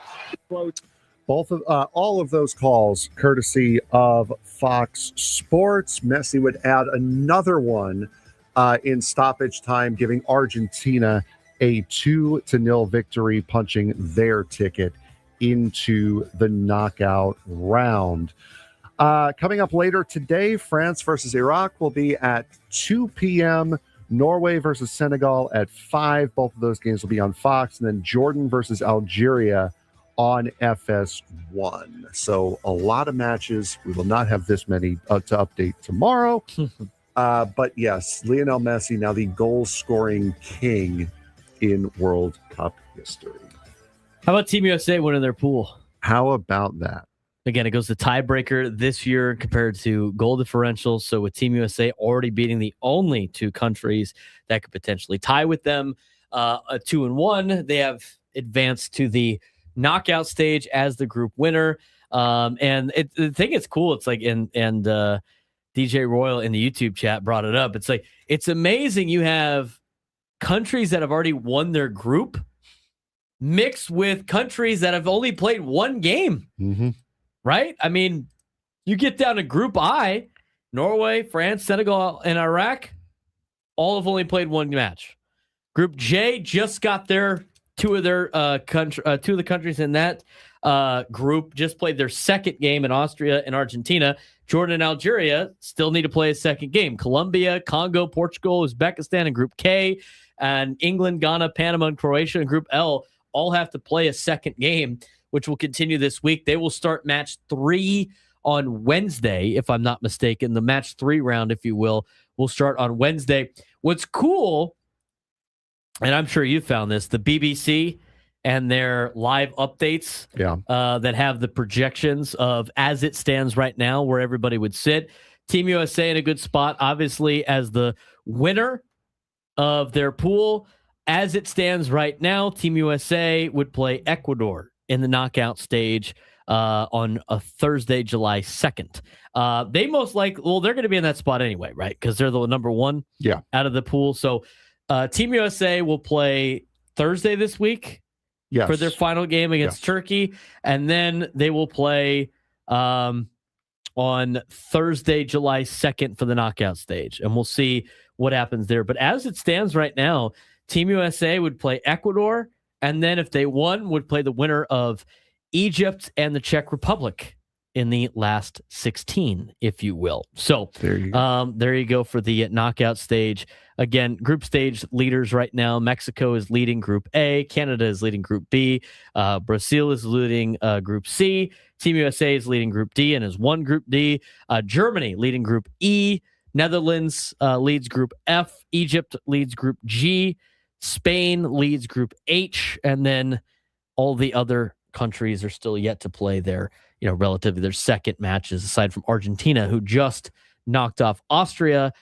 They lead Group J now with 6 points in that one. Coming up next in the city of brotherly love, looks like France will get going.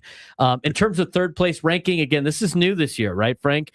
Used to be this top 2 advancing. Yes. Now they have 8 of the third place countries will advance. Sweden leads the way, followed by Scotland, Paraguay, Cape Verde in there to potentially advance. Belgium, Portugal, Czech Republic, Ecuador on that list. They have Czech Republic on there for BBC instead of Czechia. They have it updated. That's like looking at some of these graphics that other teams put out for the Padres and still have us as blue and white. It's the British. They do whatever they want.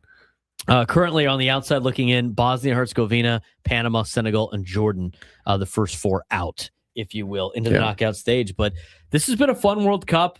I don't think you could be I think right now you're stoked if you're Team USA, the way that they have played, the way that they have won these matches. I mean, look, in the first game against Paraguay, it was, we'll see how they do against a team like Australia. It was like almost too good to be true, but Paraguay had played some pretty good defense leading up to this tournament, and Team USA was able to bang home a lot of goals against Paraguay, but then they continued that against Australia, and it didn't take them long to get on the board early last Friday. No, it didn't. Unfortunately, an own goal was what did it. Just to reiterate, we got 4 nations that have advanced, 3 that are eliminated. Mexico, U.S., Germany, and Argentina have advanced. Haiti, Turkey, and Tunisia are all out. So everyone, if you're 2-0-0 right now, you're in. If you're 0-0-2 right now, you're out. And those are the 7 that are. How about Messi today? Do you think he missed that penalty kick on purpose? That is an interesting thing. He was Messi was given a penalty kick early. I think it was probably like the 18th or 19th minute, something like that. It was early, scoreless game, and he just sent it wide past the right upright. It would be interesting. I want to hear his answer on that, because that's feels like something he would do. Like, I don't want to get the record. I mean, the record is the record, and the next goal isn't guaranteed. But I'd rather get the goal. I'd rather break the record on a goal and not from the penalty spot.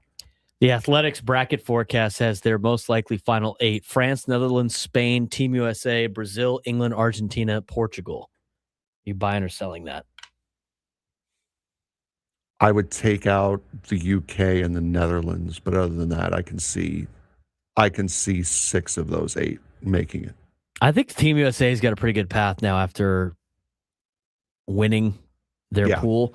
Because again, and I'm going to try to pull this up on a bigger screen for myself to look at it. But if you look at their path right now of as it stands, they got Ecuador, Egypt, and Czechia on their side. If they advance through Ecuador, they go through Egypt and Czechia, they will get to the quarterfinals, which would be the final 8, right? Yes. That's where they'd have to run into Spain. They're in a group with Congo, Ghana, Spain, and Austria on that side. Obviously, things can change, but at that point, you would have to run into Spain. And, I mean, you saw Cape Verde be able to park the bus against them and lead to a draw. I think Team USA would have a interesting contest against Spain. Spain looked a little bit human in their first match. Yeah, but they looked exactly how they were supposed to against who did they just play? I just erased it too. Come on, man. You're the one giving the updates. You're not paying attention to your own updates? Dude, I don't listen to you. What makes you think I'm going to listen to me? Listen to myself. Against Saudi Arabia, they looked like the team that they were supposed to be against Saudi Arabia. They started. That was another thing about against Cape Verde. They didn't start Yamal, so that was just one of the best players in the world. So that was for him to immediately come in, get a goal. That was Spain looked like Spain in this match for sure. Yeah. So right now, again, the Messi becoming the leading goal scorer in World Cup history. Pretty impressive stuff. And then he adds to it later on. I mean, that was an extra time. They got the extra goal. Yeah, 90th minute +5. And again, I said it after he scored the second goal, is like Messi is the greatest player to ever play, period. At this point, this was just, and he didn't need this to become that. Like this is just another thing he can hang on the mantle. But it's funny, Argentina, you don't really think of Argentina as, I mean, they're of course good. They've won World Cups before, but you don't think of them in the same breath as you do Germany, Spain, Brazil, as like powerhouses every single year. And Argentina's produced the two greatest soccer players to ever play in Messi and Maradona. We'll see how this continues. I'm excited for this week for Team USA. I mean, it's been fun to watch them, and it's been fun to see, the country backing them. I mean, it's great watching them play here in the United States, but I think the most important thing, and they mentioned it on the broadcast, was, if Team USA was able to win their pool, they get to stay on the West Coast, which is like the best news. I mean, and because they're based in Irvine right now. Right? Isn't that where their base camp is based? I think they're in Irvine, and so they get to stay on the West Coast like throughout the knockout stages, which is huge. I mean, they're in Irvine when it comes to travel, and we've seen that with a lot. I mean, there's a lot of teams that have to travel all over the United States right now to play a lot of their matches. So it's great that they get to stay on the West Coast, and the travel's limited also. So. It's fun watching the World Cup. What's the next game again? France, Iraq is the next game. Is the next game? That's at 2. That's right as our show ends. Right as the show ends. But overall, I think the World Cup's been fun. I mean, these are the events. This is what fun stuff. We got NASCAR this weekend. We have baseball in full force. We got the World Cup going on. It's a great time to be talking sports. Yeah, I could not watch a single second of the World Cup this over the weekend. It's hard. Yeah, the last I saw was the very end of the Mexico match at K1 on Thursday, and then this match today. Like, I tried to keep up as best I could while I was sitting in the media center at the track this week, but I could not pay attention to it. We didn't even talk about the U.S. Open happened this weekend. Yeah, College World Series almost. Their final game tonight. Yeah, a lot going on in the sports world. When we come back, what happened with Randy Vasquez? We'll talk about what has gone wrong this season after a great start to the year, and whether or not the top of the rotation can turn things around for the Padres. They're going to need it. Braden Surprenant Show, San Diego's number sports station, 97.3 The Fan.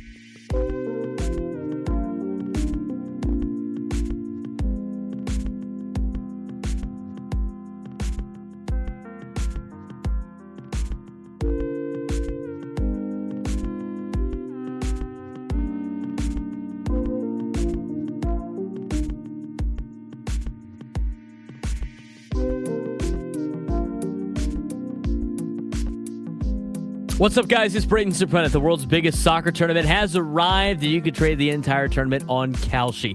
On Kalshi, you can trade every match from the opening stage all the way to the final. And if you're like me, the deeper we get into the World Cup, the more every match starts to matter. Storylines get bigger, pressure gets higher, and with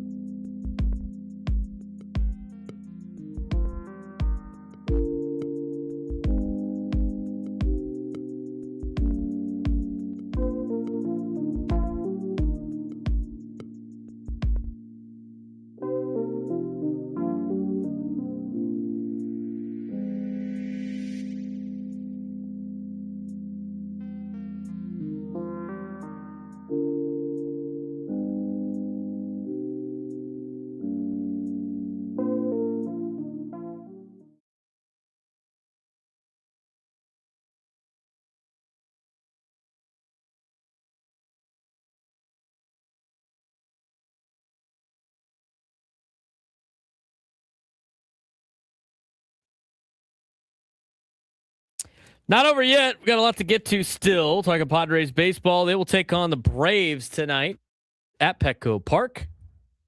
Be a fun one. Ecowater SoCal Padres pregame show will be at 5:40 with Sam Levitt. First pitch at 6:40 for the Padres. This is a very important week for the Padres that they kind of have to go 4-2. I would imagine, Frank, I can't really take 3-3.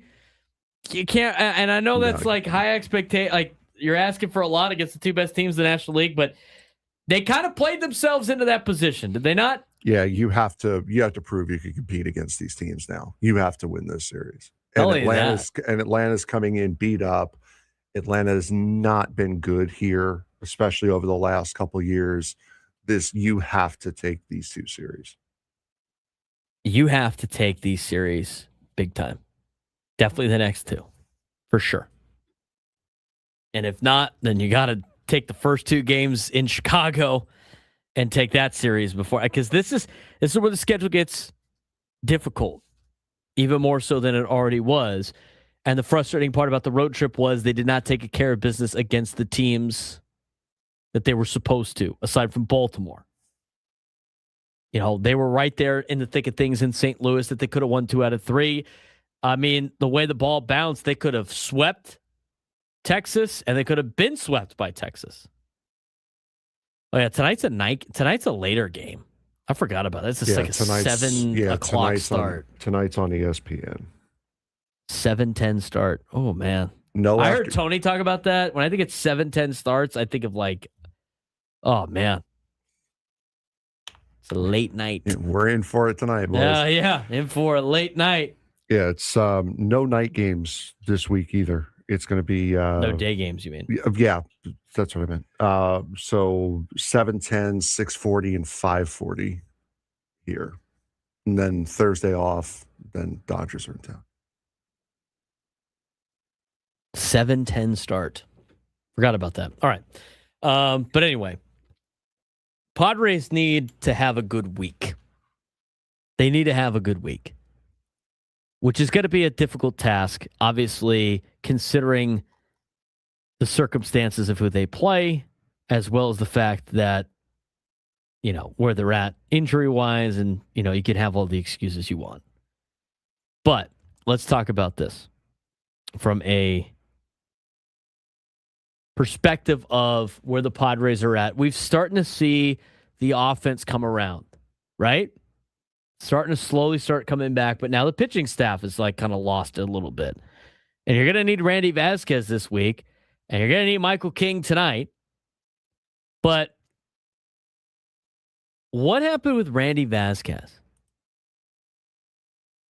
At the beginning of he's really had a tale of two seasons, Frank. He showed a real breakout potential early. He had strong command. He had swing and miss stuff. He had low home run rates. And we saw him at the beginning of the year. And like we said, now people want to misquote what we said. I said, and you said, he has the potential to be a number 2 or 1 starter in this rotation. He's got the ability to do it, and it wouldn't surprise us if he did. And he showed that in his first handful of starts. But things have become inconsistent and concerning since late April and early May, which has led to what was a awful June 19th start on Friday. His surface ERA now sits at a 4.17. He has a 6-5 record, over 77 2/3 innings pitched. He's got 59 strikeouts, 25 walks. He's given up 11 home runs. But the underlying metrics are screaming a regression risk. So you look at his snapshot of StatCast, if you will.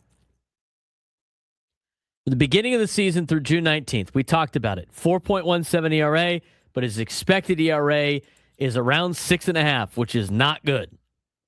His expected weighted on base average is a 385. That's not good. His barrel percentage, 13%, which is in the 95th percentile. That's not good. A lot of hard barrels. Hard hit percentage, 45.7%. His ground ball percentage is down to 35%. His fly ball rates are up. His fastball strength is a strength still. About 94.9 to 95 mile an hour plus. He's got good spin, extension, positive run value. Cutter and some secondaries get hit hard when contacted. But if you start to look at his 2 seasons, March 28th versus Detroit, 6 innings, 8 strikeouts, 3 walks. Threw a gem. April 4th against Boston, 6 innings, 1 earned run, 3 strikeouts, 1 walk. April 9th against Colorado, 5 2/3, 1 earned run, 8 strikeouts, no walks. April 15th against Seattle, 4 innings, 4 earned runs, 6 strikeouts, 4 walks. That's not very good. April 21st at Colorado, 7 innings, no earned runs, 5 strikeouts, no walks. And then came the first clear red flag of the season in reality. You're going to have some clunkers in there like the one against Seattle. But the first big red flag for Randy was April 27th against the Cubs. 5 innings, 5 earned runs, 4 strikeouts, 3 walks, gave up 2 home runs. And his command slipped. And he got punished with barrels and home runs. And that matches the start of the visible decline as you get into the mid-May quick rebound into the sharp decline. May 4th to May 26th. On the 4th, may the 4th be with you. May the 4th be with Randy Vasquez. Against San Francisco, did well. Gave up 3 earned runs, 5 2/3 innings, pitched well enough to win a game, and he did. Had a strong outing against St. Louis. 5 innings, 1 earned run, 6 strikeouts, no walks. Had a really good bounce back against Seattle. 6 innings, no earned runs, 3 strikeouts. And then against the Dodgers, he gave up 3 earned runs with 3 walks and a home run. Against the Phillies, he gave up 4 earned runs with 3 home runs allowed and a walk. And then June just become incredibly inconsistent and a recent meltdown, have you seen? His last 4 starts, 2 earned runs, 4 earned runs, 2 earned runs, 6 earned runs against Texas. So what's been the problem? Well, on Friday against the Rangers, after the Padres put up 5 runs in the top half of the first inning, he gives up 6 earned runs in the bottom half, 72 pitches, poor locations. And he had D+ in locations. And overall, PLV graded him as a C- on his stuff, D+ on locations, D- overall, and he got an F on his overall grade of last Friday. A lot of his pitches were ineffective. His changeup was very low in terms of the value. Sweeper had 0% whiff rate, heavy fastball usage, but got hit hard. Command failed, leading to traffic and big hits. And as you slowly start to see the decline, and based on the way people have reacted about Randy Vasquez, you would think it was even worse than this. I mean, I forgot he had a bounce back in May for a little bit before things started to regress. The biggest issue for Randy Vasquez, and is it fixable? We'll talk about that when we come back. We've seen the highlights of Randy. We've seen the progression. But what's the biggest problem right now? We'll take a deeper dive when we come back on the Braden Surprenant Show. San Diego's number Sports Station 97 through the Fan.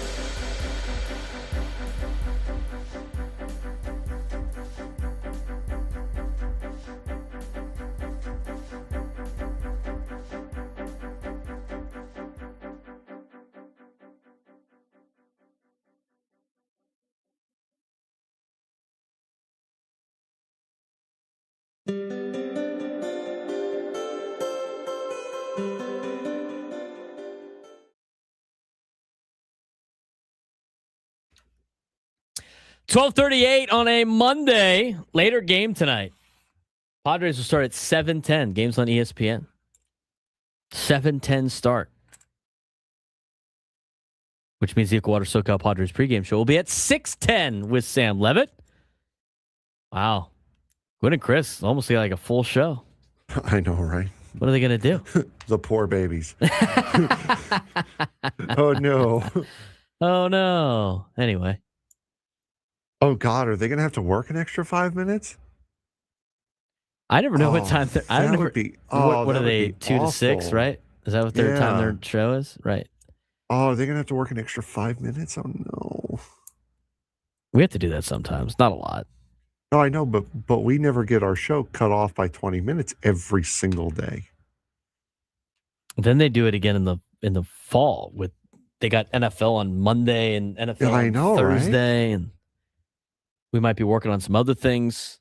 Oh. I think we just do all that just to make sure Gwen and Chris can get their much needed beauty rest all the time. It's working for Chris. I don't know how to respond to that. In so many different ways. I'm just going to move on.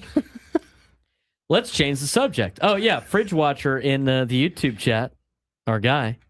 We saw him walking around NASCAR repping the Braden Surprenant show shirt, which was awesome. He comes up, says hi.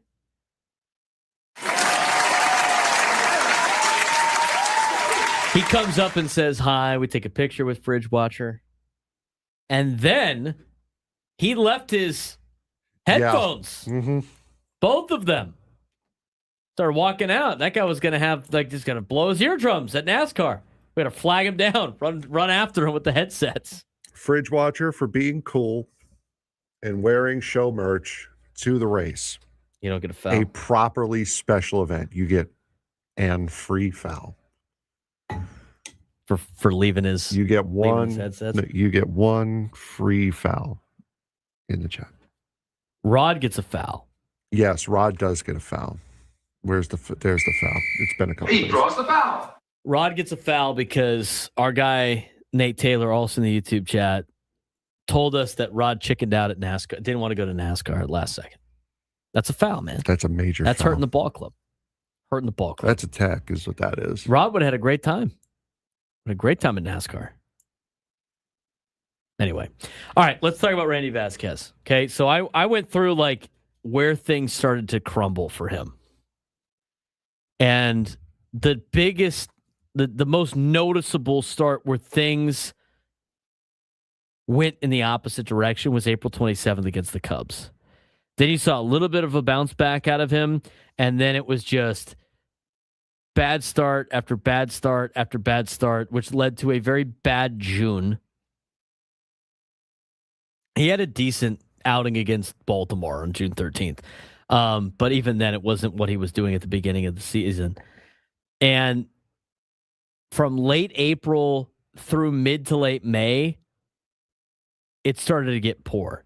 Because before that, he was one of the better starters in baseball in small samples. But after, strikeout rate and whiff rate percentage dropped sharply in spots, home runs spiked, outings got shorter, and he's allowed more damage. And the biggest issue, Frank, from the eye test, it gets confirmed. For the eye test, it gets confirmed with the analytics. It's been the command and location slippage for Randy Vasquez. That's been the biggest differentiator for him in the tale of two seasons. Yes, and for what we were discussing yesterday at the race was that he's missing over the plate. So that's something that could be. That's something that English are hard. That is something that can be corrected. That's something that can be worked on. He's not wild. He's not all over the place. He's missing over the heart of the plate, which is at this level is going to get hit every single time. If you want to look at it again, his good starts, including June 13th, he had better location grades according to PLV's dashboards that they put out on social media. If you want to go check out those numbers, you can. They do a grade of almost every single starting pitcher after an outing. It's at Pitcher List PLV on X. But if you go look at that, his good starts, he has had way better location grades and a lot fewer walks. And in his bad starts, June 19th, May 20th, he has a D+ and poor he has a D+ when it comes to locations, or even worse, More walks, a lot of barrels, which leads to traffic and big innings. The hard contact and the home run vulnerability. I mean, the barrel percentage and hard hit percentage elevated overall as the season has gone on. Fly ball rate is up, more pull side and sweet spot contact, a lot of mistakes, especially with cutter when missing location, and those get punished a lot more than before. His expected ERA, 6.50, is way higher than his actual ERA, which shows that this has been masked somewhat by luck and sequencing that he has had. Things could be even worse for Randy Vasquez based on his location and his command and the problems he has had with his inconsistencies on his pitch mix. Then you look at his inconsistent swing and miss and pitch execution. Early high strikeout rates collapsed in key games. 0 strikeouts on May 20th. And some secondaries, the cutter especially, has had a negative run value and has gotten hit when thrown.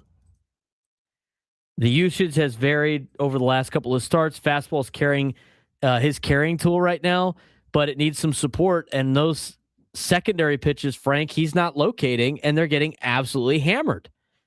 And so, you could think about some contributing factors to this. Maybe it's, workload ramp where he's got more innings pitched so far this season than prior years. Mechanical inconsistency could be a problem. Hitters might be adjusting to his pitch mix, or he might be a little minor fatigue affecting late game command. I mean, there's no one single catastrophic injury reported about Randy Vasquez, so I don't think that's the case, but results suggest something is off either mechanically or in his pitch design or sequencing. I think this is a very fixable problem for 27-year-old Randy Vasquez, but as you look deeper into the weeds for what has gone wrong for Randy, a lot of it's just been missing over the heart of the plate, which is command and location work. Yeah, and again, it's stuff you can work on. It's stuff that you can figure out. It's stuff that you can fix, and it's stuff that you can help and change. So I'm not. I mean, it's concerning to watch it now and what's happening, because you were gifted a 5-run lead in that first inning, and you gagged it. Not only just gagged it up, you gave it away entirely. So yeah, it's not great to see what Randy Vasquez is going through right now. It really is not, and it's hard to watch, and it comes in the midst of the rest of the rotation starting to falter as well. That now you're using openers now because you don't trust Griffin Canning and Lucas Giolito to start the games. Giolito had a rough outing on Sunday as well. So, I mean, it is a problem, but it's a problem that's getting mixed into all of the other problems. It's making it just so much worse. But I think it's very fixable. And as you as you saw with Randy, because here's the thing, you're seeing the narrative right now from a lot of people who are like, Randy's terrible. He's never been good. This is terrible. Like that was a one-off at the beginning of the season. You saw how good his stuff can play at the early part of 2026, right? He had strong fastball metrics. He had shown the velocity, shown the spin, the extension. I mean, he has shown that he can do it at an elite level. And he had plus high whiff potential on his changeup slider combo in his arsenal. But the gap between the good starts, which is better locations, more whiffs, and solid results, and the bad ones, which poor command, giving up barrels, lost strikeout stuff, proves that the stuff is there, but the execution and consistency are the variables. I mean, this is a guy that's going to stay in this rotation. This is a guy you're going to have to lean on. And right now, I think he's just going through some difficulties of the middle part of his season. But, I mean, the June 19th start on Friday was rough. That was ugly. But it's still only one outing. He bounced back with a solid June 13th win, as he has done in May. I mean, you've seen the bounce backs. So maybe a few targeted fixes that I'm sure the Padres are working on right now could help stabilize him as a reliable mid-rotation piece. Hopefully a number 2 starter, because they really need him back. And they really need Michael King back to a level that we have seen Michael King be able to pitch at. And again, his biggest problem seems to be location also. And when you start looking at this Padres team, a lot of the issues are location, right? When it comes to pitching. And I think a lot of that has to be is on the fact that they're trying to nibble and work around the edges because they know their offense is not going to help them out. And it hasn't helped them out. So the more you dive into this, the more you look at what has gone wrong with this Padres team up until this point. And yes, you're starting to see a little bit more out of the offense. And now the pitching's starting to fail you. The pitching's failing you in areas that suggest that, as Tony Gwynn Jr. mentioned last week on Gwynn and Chris, this is like the subtle things in the back of your mind of, if I give up a run here, that might be ball game, and it's only the second inning. And then I think that points more to the offense being so inconsistent this year. Oh, absolutely. And we talked about it as it was happening last month, is there's only going to be, you're playing close game after close game after close game. Mason Miller's got 20 saves. You're using your high relievers a bunch. You haven't really had a big blowout win like you had in Baltimore where it was 9-3. You could cruise. You haven't had a game like that all year. So we're talking about it in May, is that this is going to happen. The pitching staff is going to start to feel the heat, and they're going to start to fall. They're going to start to break. They're bending now. The offense isn't helping. And after a while, you can only keep this up for so long before all that bending finally turns into a break. And now they're breaking. And it's more frustrating now because the offense looks like it's starting to turn the corner. Manny's starting to hit. Merrill's starting to hit. He had a couple of multi-hit games in Texas. Fernando's figured it out. You're getting contributions out of guys like Samad Taylor and like Ty France, who are putting together meaningful at-bats. So it's the fact that the pitching now is starting to be a problem is really annoying, because the offense, what you've been waiting for the last 2.5 months, is now finally starting to work. I think it's fixable with Randy Vasquez. I really do. I mean, because it's not a stuff thing; it's the location thing. He's leaving pitches over the heart of the plate, or he's walking guys because he's nibbling around the edges. That's very fixable for a 27-year-old. You know, it's not fixable stuff, and maybe that's the problem with Lucas Giolito. I mean, he's been a real disappointment, I think, up until this point. Yeah. I mean, he's been really disappointing. First couple of starts were okay. His first start was great, and you thought, wow, but like his velo has been trending in the wrong direction. And we'll talk more about Lucas Giolito in the next hour. But you're not going to be able to trade for 4 new starting pitchers. So right now you got Walker Buehler as your most consistent guy, who has been your best guy because he's trending in the right direction. He's completely reinvented himself as a pitcher. But outside of him, it's a lot of, man, we really need Michael King and Randy Vasquez to pitch well. And King's going tonight. 833-288-973, 833-288-973. Let's get out to John in Carlsbad. John, what's going on? Hey, Braden, Frank, how you guys doing? Doing well. What do you got for us? Well, Friday night's loss to me was the worst loss of the season. I mean, the offense finally breaks out, score 5 runs, and you just, it's like being in a fist fight and you clock the guy and make him dizzy, and then he comes back and just whoops your butt. But that was a tough one to take. But like I've been saying all year, and you guys had touched on it, a lot of people just, talking about the offense. They finally, starting to break out. But the pitching has been horrible, especially our bullpen. Other than Mason Miller, the bullpen has not been very good this year. But Ty France has to be our everyday starting first baseman. He's got to be in the lineup every day, and I think he proved that on Friday night. Just one missed at bat could be an opportunity for the Padres to, get a double or score a run, or having him out of the lineup, I think, is just bad. The mixing and matching needs to stop. You got to put your best lineup out, on the field every single day, I think. Yeah, right now they definitely have to do that. I mean, he had been going through a little bit of a slump up until Friday where he hit 2 home runs, but on top of that, he's your best defensive first baseman too. And if there's not a massive difference between Gavin Sheets and Ty France, I mean, I think you got to have Ty play at first base, and maybe you have Gavin Sheets play a little bit more in the outfield, to get his bat in the lineup, if you will, and mix in Sheets at DH with Miguel Andujar. I mean, there needs to be a little bit more out of some of these, or more playing time out of some of these guys, as John mentioned. I disagree on the bullpen a little bit, though, Frank, because Jason Adam has been pitching well in the last couple of outings. I just think they've been more inconsistent than anything else, but it's tough to say they've been bad. I mean, Wandy Peralta this month, he hasn't given up a run. I mean, he's been great. You've seen signs from Yuki Matsui, right? I mean, unfortunately, the timing has not been very good. If you want to define that as not being good as a bullpen, I think there's some to that, because as a bullpen arm, you got to throw up zeros when it matters the most, not in games that are out of reach.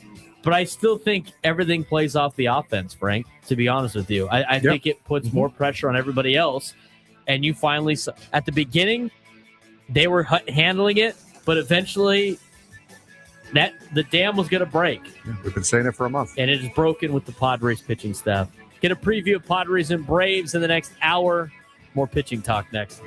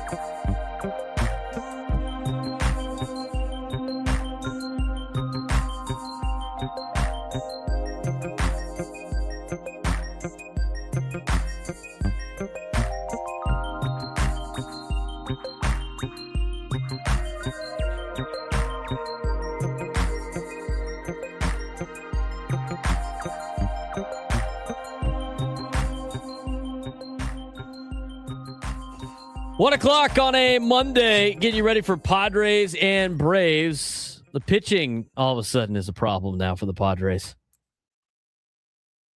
They weren't going to be able to keep this up for a long time. I mean, eventually the dam was going to break, and it did.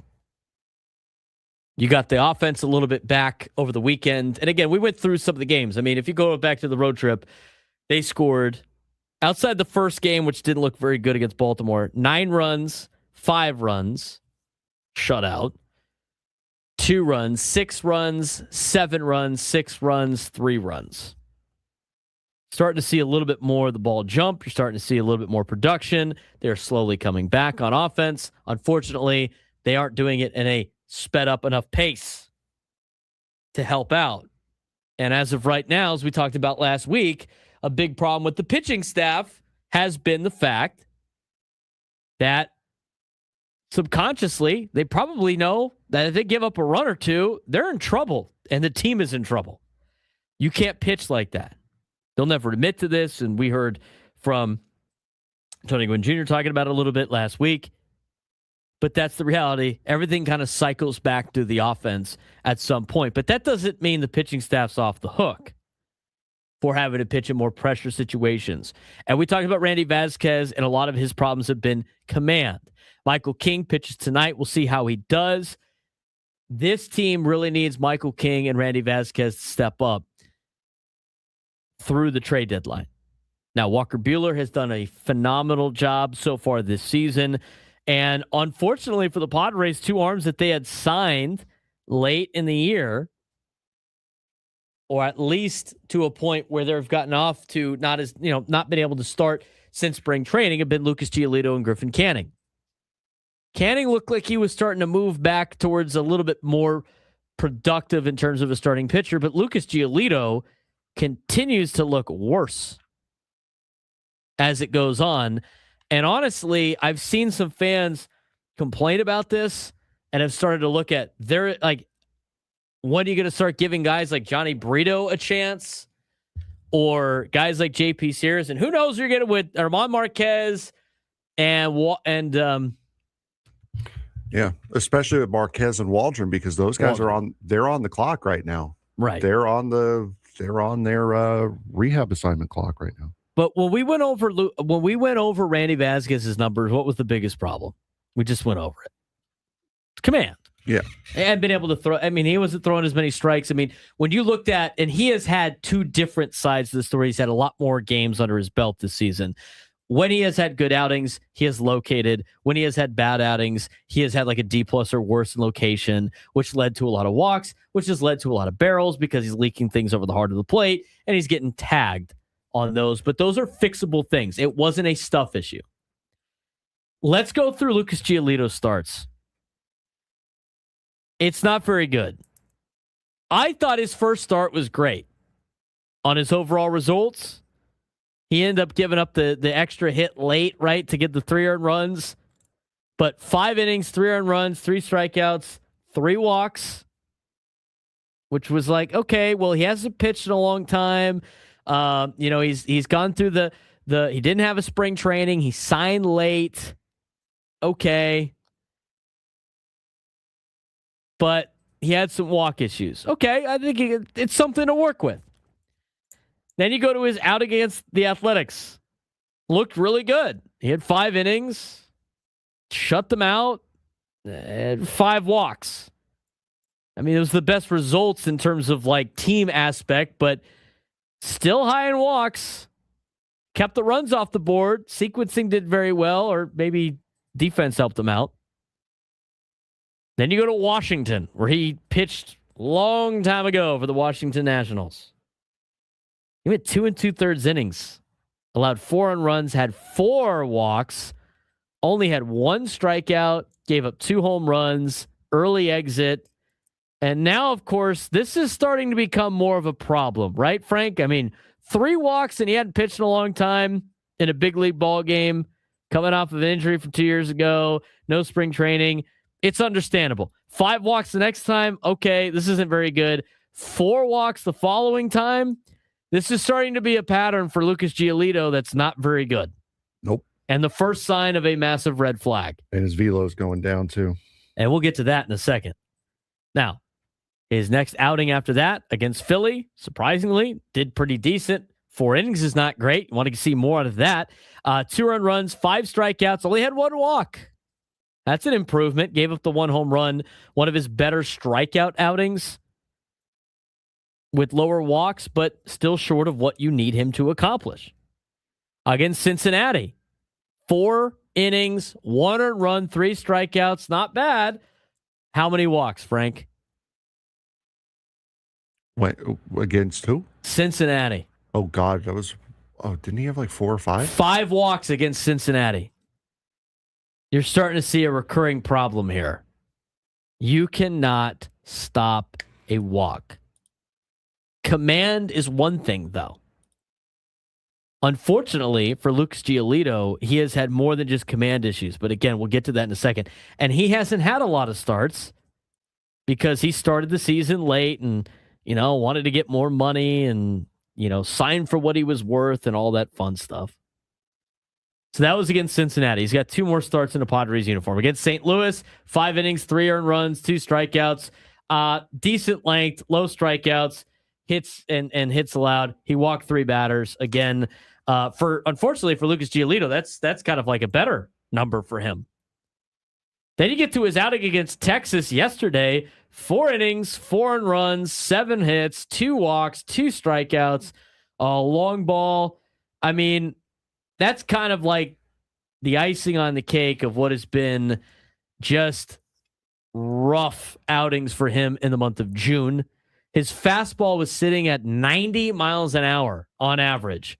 He got a PLV dashboard grade of a D for his stuff, a D for locations, overall a D- for his grade on his pitcher list graded metric. Not a great outing out of Lucas Giolito yesterday. I mean, locations poor across the board, but the other thing was his fastball's not very good. His curveball got 0% swinging strikes. Changeup had poor metrics. And the dominant issue, of course, is the command of locations, but the diminished stuff is what is the most alarming thing with Lucas Giolito. You have seen a clear decline now in his 7 starts he has had. Clear decline in versus what he did last year. His fastball is down 2.5 miles an hour on average. His changeup is down 2.7 miles an hour on average. His slider is down 3.7 miles an hour on average. Curveball is down at 1.7 miles an hour on average. All pitches have negative run value in 2026, and the fastball has especially gotten barreled and hard hit often. He has had only 13% on his strikeout percentage or strike percentage, which is very low for Lucas Giolito. His slider has had a strong whiff rate when thrown, but usage and overall results have lagged for him. And his changeup and his curve whiffs are down. In terms of contact quality and batted ball trends, he has had a higher hard hit percentage this year. He has given up more line drives, lower ground balls. His expected ERA is a 5.46, which is poor. And even with some positive slider metrics, the overall package of Lucas Giolito is worse. I mean, it's either the post-elbow surgery recovery, in which he missed all of 2024, appears to be incomplete or regressing at or he's regressing at age 31. Could have some mechanical inconsistencies, obviously affecting the command. Higher walk percentage, low strike zone percentage suggests loss of feel, maybe confidence attacking the zone. It is a small sample size, but the biggest takeaway, though, and this is the most alarming, his stuff's getting worse, according to the metrics, Frank. I mean, measurable velocity drop, reduced effectiveness across the board. I mean, I don't necessarily think now in 7 starts it's bad luck or a bad stretch to start the season, because you look at his peripherals, like the stats that show you things might be better or worse or tell the story. His fielding independent pitching is a 6.07, which is terrible. Yeah, no, it's really not good. And for what you had said about his pitch speed, again, as we learned last week with you talking with Mark Grant in the press box, that pitch speed is from the hand. It's not at the plate. So if you think a 90-mile-an-hour fastball out of the hand, that's probably getting to the plate at like 84, 85, if that. So he has really dropped off as far as pitch speed goes. So he's getting into Jamie Moyer territory as far as pitch speed goes. It's just he just has not performed the way we thought he would. Now, he did have a couple of good outings for sure, but just the overall work has not been what you would have expected out of Lucas Giolito. I mean, can he fix these problems? He can fix the command, probably. Arm strength, no. But other than that, it's like it's only partially fixable. I mean, unless he becomes a different, and you know what? Unless he turns himself into Walker Buehler. But remember, like people were worried about Walker Buehler throwing 93. Right? Like 93, 92. It's like, oh man, that's super low. He's up to his velocity is actually increasing up to 94. Like if you see Buehler go to 95, like we've seen him max out at 96 on a couple of fastballs this year. That's great. I mean, he was around on average like 90 miles an hour yesterday. That is a massive problem for this Padres team with a guy like Lucas Giolito. I mean, you can improve your command with a lot of mechanical work. You could do it with pitch design. Obviously, you could, from a coaching standpoint, which I'm sure they're working on, zone command at first pitch strikes. But I don't know if he's going to be if he could be a starting pitcher on this team. I mean, the last two starts in the rotation for his spot is very telling of what the Padres think about Lucas Giolito right now. Yeah. They had to go with an opener both times. And honestly, I just feel like they're buying time until Germán Marquez is ready to go. And then that's still a risk because Germán Marquez was not doing very good. He wasn't doing very well before he went on the injured list. He showed signs, but he was another guy that was kind of dealing with issues. And again, these are all, let's take a chance on some of these arms because we don't have the full list of arms in this rotation. No, you don't. And I mean, for Walker Buehler, I'll say this. I was wrong about Walker Buehler because I thought, and I remember saying it, that if he gets into trouble, is he going to try to revert back to the old Walker Buehler where he could potentially hurt himself trying to rear back and throw 1 at 100 just to try to get himself out of trouble? He has not done that. He has 100% embraced the thinking pitcher role that he needed to do. And he has been absolutely phenomenal. He has been a great pickup this offseason. For Lucas Giolito, though, I don't see how he stays on this roster after Germán Marquez is eligible to come back off the IL. I do not see it. And then after that, it's Griffin Canning. And when Matt Waldron's ready, you could say Griffin Canning, you could say their clock has already started with Johnny Brito because Brito is ready to go. He's off the IL. He's pitching in AAA. So at some point, you're going to have to say enough is enough, and the Padres are about to get forced once again into making one of those decisions. I know we have people always want to put at this point, it's like, yeah, wouldn't you want to have like a prospect coming up? I mean, what Padres former pitching prospects are doing phenomenal right now that have been traded that you really want? Who are they? I mean, I guess Mackenzie Gore shut you down over the weekend, right? No, I mean, you beat him, but you won the game. Right. The one win was against the guy you had. Correct. I mean, he didn't go on the official score sheet, but as taking a loss there. But he's the one you beat. I mean, let's look at it. Go back to 2020. I guess Ryan Weathers for the Yankees right now. Go back to 2020. Mackenzie Gore is your number one pitcher. Is Cal Quantrill on a team right now? I don't think so. He only had one good year in the big leagues. I mean, you want Eric Lauer back? I mean, I know he's on the dot. He got DFA'd this year. I mean, you go through it. It just shows how difficult it is to be able to produce prospects. I mean, he's pitching for the Rangers. Who? Quantrill. Is he really? Yeah, he is. We missed him in the series. You got Mackenzie Gore and Luis. I mean, what happened to Luis Patino, right? He's not even on a team. In 2020, he was your third best prospect. You traded him for, was he part of the Blake Snell trade? It's like you can't give up these prospects. Here's the thing that drives me nuts about the prospect argument is everybody that brings up the prospect argument, Frank, just brings up the greatest thing that's ever happened in prospects, thinking they're all going to hit. They don't always hit. If you have value and you can turn those guys into the major league version of them, of what you expect them to be, you got to pull the trigger on that almost every single time. The Blake Snell trade, December 29th, 2020. Luis Patino, Francisco Mejia, Cole Wilcox, and Blake Hunt.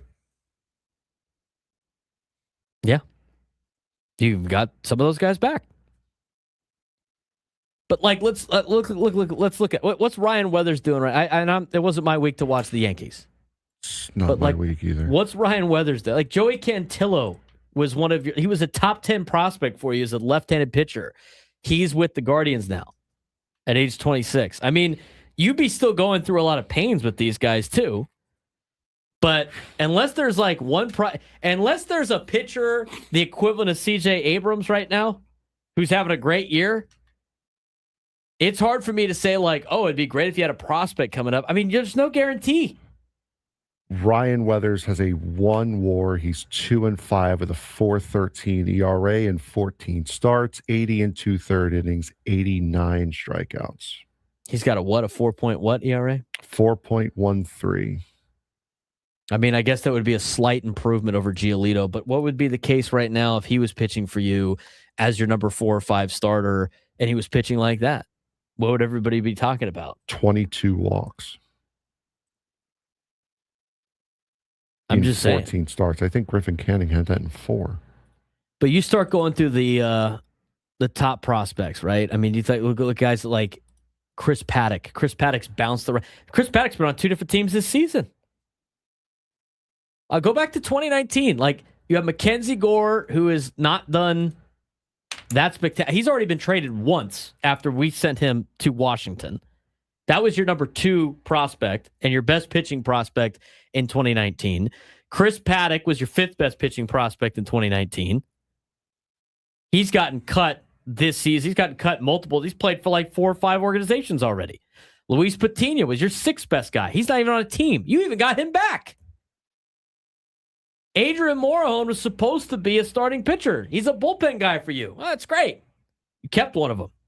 Michel Baez isn't anywhere around.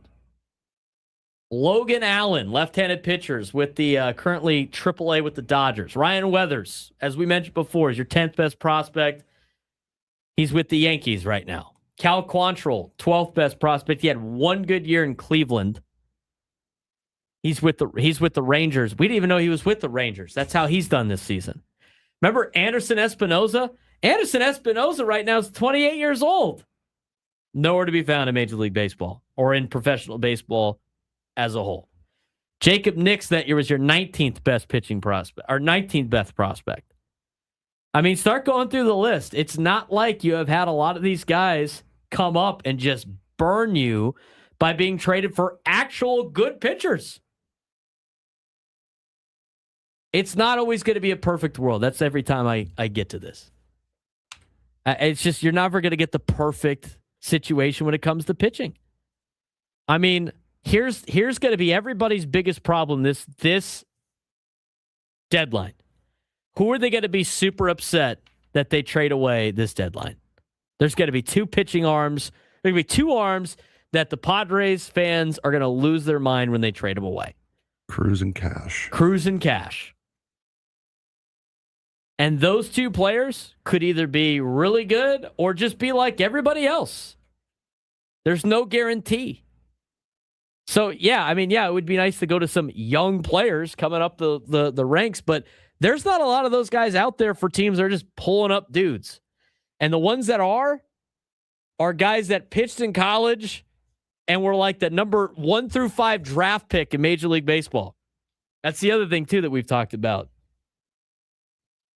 Padres are drafting to the end of the first round, not the beginning of the first round anymore.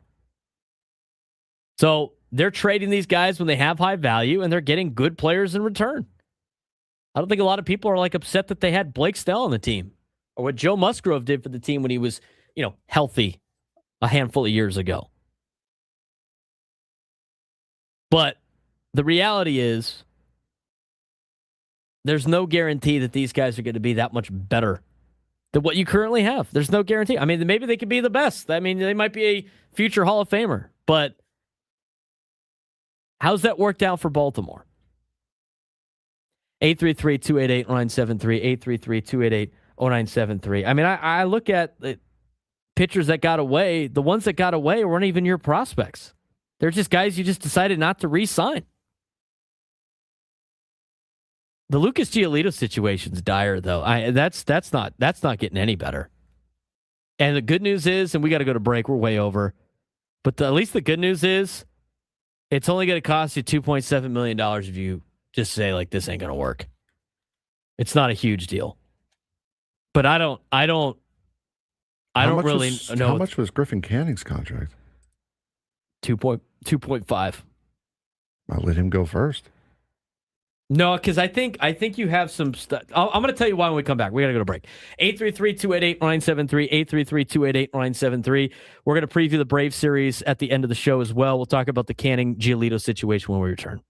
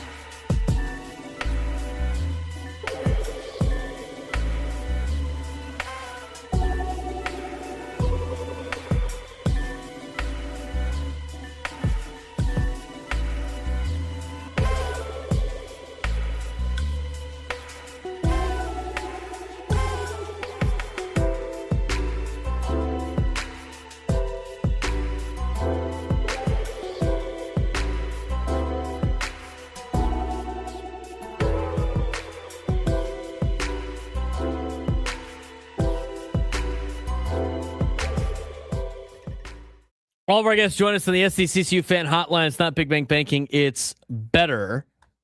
And again, let's go back to this conversation. And we're talking about Griffin Canning and Lucas Giolito in a second. We're going to get your phone calls as well.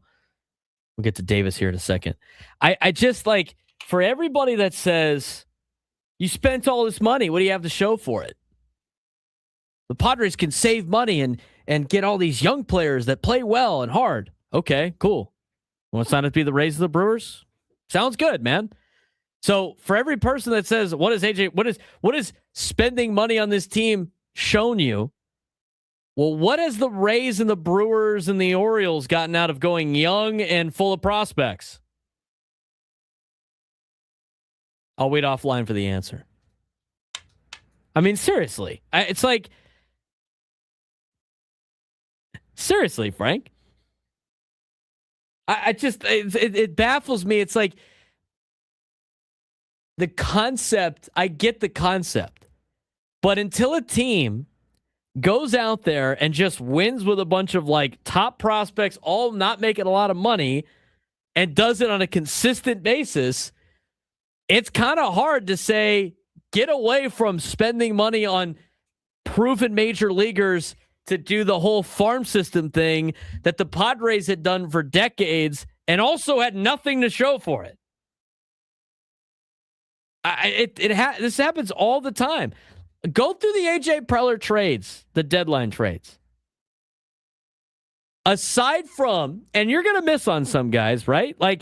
I think one that you would be upset, the two players you're the most upset about losing are who right now? Abrams and Wood. And you might get one of them back. Yeah, you could get one of them back. Abrams and Wood, right? Those are the two guys in the Juan Soto deal that are really good players, all-star caliber players now as they've developed, that you are like, okay, it'd be nice to have those guys, right? Those, off the top of my head, those are the only two players. And what did you get for them? Well, you got a generational talent in Juan Soto that got you to the National League Championship Series. Did it not? And if Fernando didn't get popped for a PED masking agent, who knows what could have happened there? At the time, that seemed like a right move. Oh, and by the way, you flipped that guy for additional pitching, which a month ago people were stoked about because they both had sub-3 ERAs. I mean, who would be pitching on this team if you didn't make that trade? You actually got two solid pitchers out of that. Who's been the best pitching prospect for this team that's been developed by this team in the last, who's the last one to be that guy? Jake Peavy? I mean, seriously. I was about to say Peavy. Yeah, he's the last one that I can remember, at least. So out of all the trades that AJ Preller has made, and not all of them have worked out for the Padres, but who are the players that you're upset got away? David Bednar? You upset about him? He was the 30th best prospect for the Padres, and they traded him for Joe Musgrove. Or whoever they traded him for, I can't remember. But the point still stands. I mean, the whole, every time I hear somebody go well, we've spent all this money, what do we have to show for it? Well, the Brewers and the Rays have not spent the money, and they went with the young players and the prospects, and and what do they have to show for it? I mean, it's 6 one way, half a dozen the other. It doesn't really matter. Both have led to no World Series. So you could be the team that has a brand new team I already did this exercise before. We've been over this, okay? Do you want to have players on your team that people recognize? Or do you want to have the team that has young players? It's great. But here's the other thing too about this, Frank, that drives me crazy. Is everybody that says they should have the young core team that comes up and has the prospect team, right? Okay, well, what happens if every one of those guys hits? Which doesn't happen. But let's say you have the young core prospect team and all those guys hit and they're all great. 2016 Cubs, effectively. What do you have to do from there on out? Sign them. You have to sign them. And what do those guys become? Expensive. So you want to bring them back? right? I mean, we already know in San Diego, we love the unsung heroes, right? People freaked out when they didn't bring back Kyle Higashioka. Could you imagine? Let's say, and it's hard to go, let's say Jackson Merrill for the last 3 years has just been one of the best players in Major League Baseball. All-star every year. No slumps, just he had his rookie season every year for the last 3 years. And he's up for free agency in 2. Oh, my God. What do you think he would go for? Would you be okay with just letting him walk? No. Would you be okay with being Atlanta and just letting these guys walk? That's what Atlanta did they not? Mm-hmm. Atlanta got a World Series, and what did they do? They let Freddie Freeman walk because they had to. They went with the young deal. They got the young contracts, and yeah, hey, look, they got the one World Series. There's no one path that works out for everybody, but for everybody that always wants to, I get it all the time. Why, they could have just kept these young prospects and just built a young core.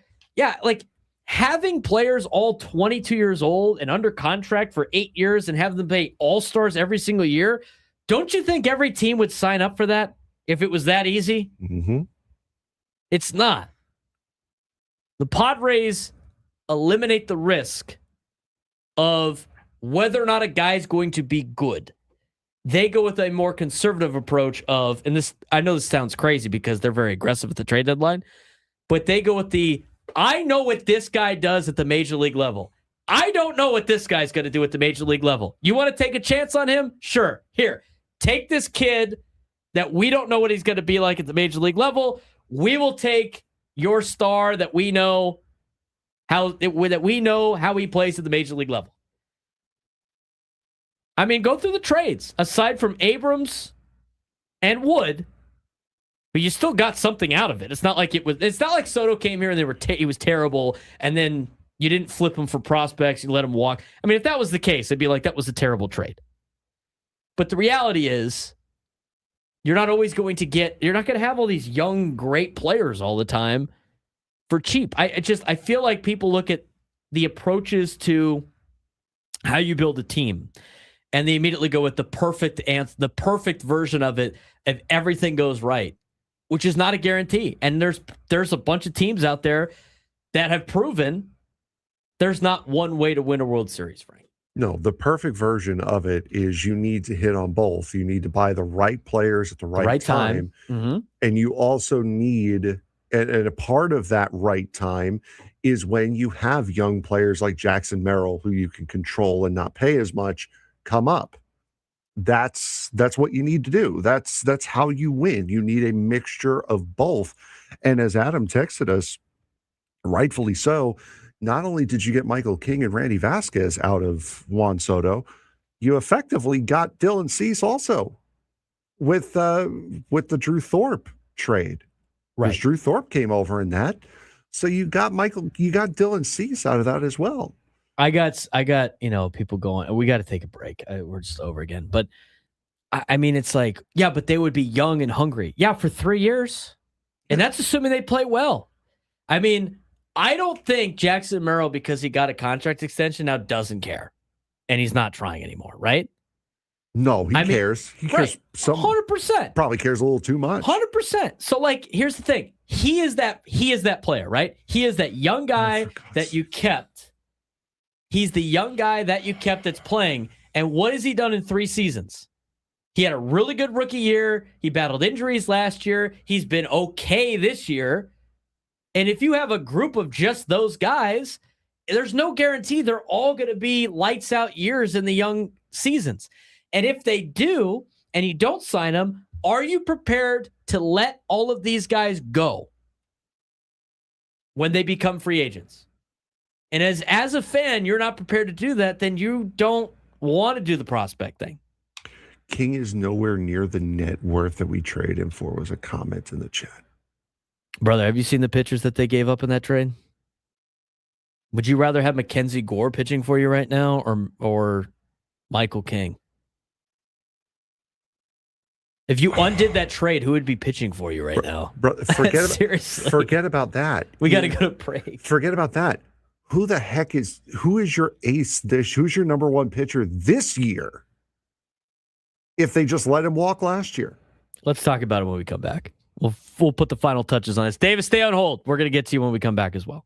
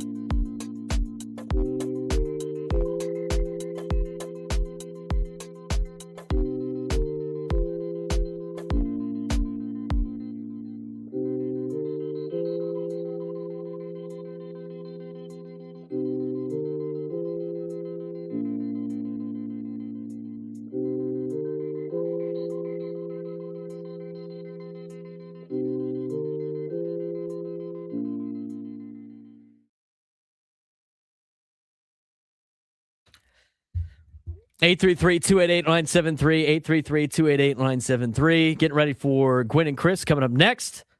Then the Eco Water SoCal Padres pregame show at 6:10. First pitch at 7:10. There was a comment too about this. This is the thing that drives me crazy about that. We got to get to Davis's phone call. We're broadcasting live from the Bill House Studios. We know how. All of our guests join us on the SDCCU fan hotline. It's not Big Bang Banking. It's better. The argument for a lot of fans that are just irritated with this Padres team is if we do everything perfect, it will work out. And they don't even understand the fact that it's like everything would have to work in those scenarios for you to be the team that you think is just so easy to create out of thin air with the supplement some of the prospects and have the big contract guys and all this other stuff. But that's like not the case. And a lot of different, and I'm going to be honest with you, and Frank and I talked about it during the break. There is only one team that has been able to consistently do what I think a lot of fans want things to happen. And that is having stars that all play to the high level when they sign the contract and bring up prospects that are all happen to be good. It's literally just the Dodgers. And they're able to do it because they could buy themselves out of problems when things don't work out. They don't get crippled by contracts. They write a check and they just say, go away. Jay Munoz, SD in the chat. We want the Rays, make it happen. We want that GM. How did that work out for the Red Sox when they did that? Where's the ring in Tampa? They don't have one. Oh yeah, that's right. Because eventually you need some dudes that unfortunately are on big contracts. Like you need a little bit of both. And also just to really put an emphasis on this, everyone loves the way the Brewers do it, right? Who is the general manager for the Brewers? It's the boy genius, David Stearns. David Stearns, on a day in and day out basis, proves that he has no clue what he's doing in New York. So no, it's not just the Rays GM. It's not just the way the Rays do it. You have to have a full-on system in place. You need to be able to combine both aspects. You need to pay for big contracts, and you also need to hit on prospects at the same time. Correct. And the only team, as we were describing, that can do it is the Dodgers. Because when they make a mistake, and they do make mistakes, they can afford to buy their way out of it. Even Cohen cannot buy his way out of his mistakes. What about Chaim Bloom? Exactly. He was with the Rays, did a great job with the Rays. Then the Red Sox hired him, and the Red Sox couldn't do anything. And they have almost unlimited funds. There's only one organization that can consistently do it. I mean, I thought about the Braves too. They can't even consistently do it. The Braves have had rough years. They've had contracts not go their way. I mean, Austin Riley was good at the beginning of his career. They decided to give him a long-term contract. He hasn't been that great. The Yankees. Spencer Strider is constantly getting hurt as another one of those guys they give a big contract to. I mean, Ozzie Albies is at the last year of his contract with a club option. Yeah, he's pretty cheap, but he hasn't lived up to, I think, what they were expecting when he first came up.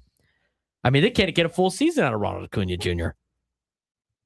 Right now, he is. I mean, look at the Braves who they play this week. I mean, they go through their fair share of problems also. We got to get to Davis in San Diego. Davis, what's going on? Thanks for waiting on hold.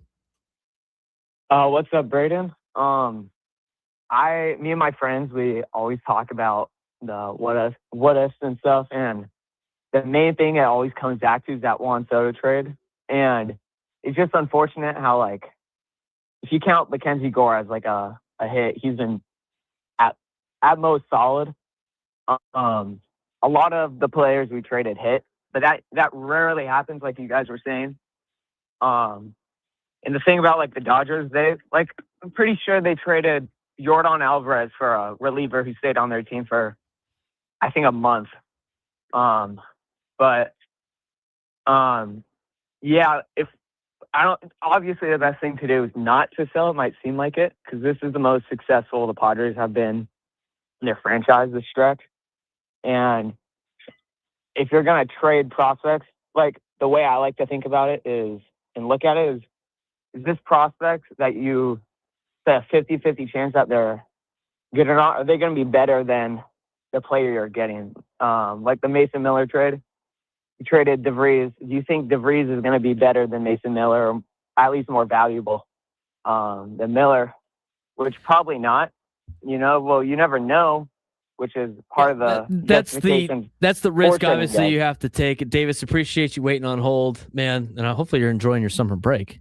It's the only time Davis is allowed to call our shows when school is not in session. We made that rule with him. But that's the whole thing I got with the Juan Soto deal too. Unless James Wood turns into Juan Soto, it's going to work out for the Padres on that particular deal. Or CJ Abrams, right? I mean, right now, yeah, it seems like these guys would be helping this team out, but that's the reality. The reality of the situation is at the point in time, those two were not going to help you during the window. And right now it might be they might be helping you, but you could play the game of, well, if you didn't make that trade, I don't even know what your pitching staff would look like right now. I mean, 2 of your 5 starters come from that Juan Soto trade. If you didn't make that trade, it'd be what, Mackenzie Gore? And what he's done this year? I just there's ways to go about how you build your team. And you can't, all I have to say about this at the end, because we're wrapping up, Frank, is the grass isn't always greener on the other side. And I've sat through a lot of Padres seasons where fans have clamored for spending money, and this organization has finally done that. And now we need to not spend money, and we need to keep all our prospects, and we got to see, look how these young guys, it comes down to, as a fan base, you want the best player in every position on your team. I get that. But you can't just, if you constantly pivot your plans, you're never going to be successful. Nope. You got to stick with the plan that you had in place. And that's what this plan is. And it's having guys like this and having stars on the team and having big name guys that you know what you're going to get. And sometimes you're going to have seasons where they don't play at their highest, at their highest ability, right? That's part of the deal. I know you want to supplement that with young prospects, but unless you could point out all these young prospects that would be saving the pitching staff right now, I really can't listen to your argument too much. And for people the Rays have been to a World Series. If the ultimate goal is winning a World Series, if you don't win it, does it really matter how far you got? I mean, I guess it would be cool to watch the Padres be in the World Series, right? I don't think this is a problem of, this is what happens when you don't keep all your prospects or keep a lot of your prospects. Because a lot of those guys so far haven't necessarily panned out for the teams that they got traded to. You have 2 that got away. CJ Abrams and James Wood. And who knows if CJ Abrams is even going to be a national in the next 2 years. I'll say this. Even though we've gone down this rabbit hole several times and it gets more and more annoying and more frustrating each time, nothing can really break my mood for today because I got to talk about NASCAR for an hour and my boss not yell at me for it. I am thrilled to death with how today went. Need a bold prediction for tonight. I think Michael King goes back to Michael King form. Less than 2 earned runs, 6 innings. Quality start at Michael King tonight. Jackson Merrill 3 for 4 with a double. All right. I'll take that. I'll be at the game tonight. I'm going to take in the Padres this week. They need to take 2 out of 3. We'll see how they do against Atlanta. Late night tonight, 7:10 start. We'll see you guys tomorrow.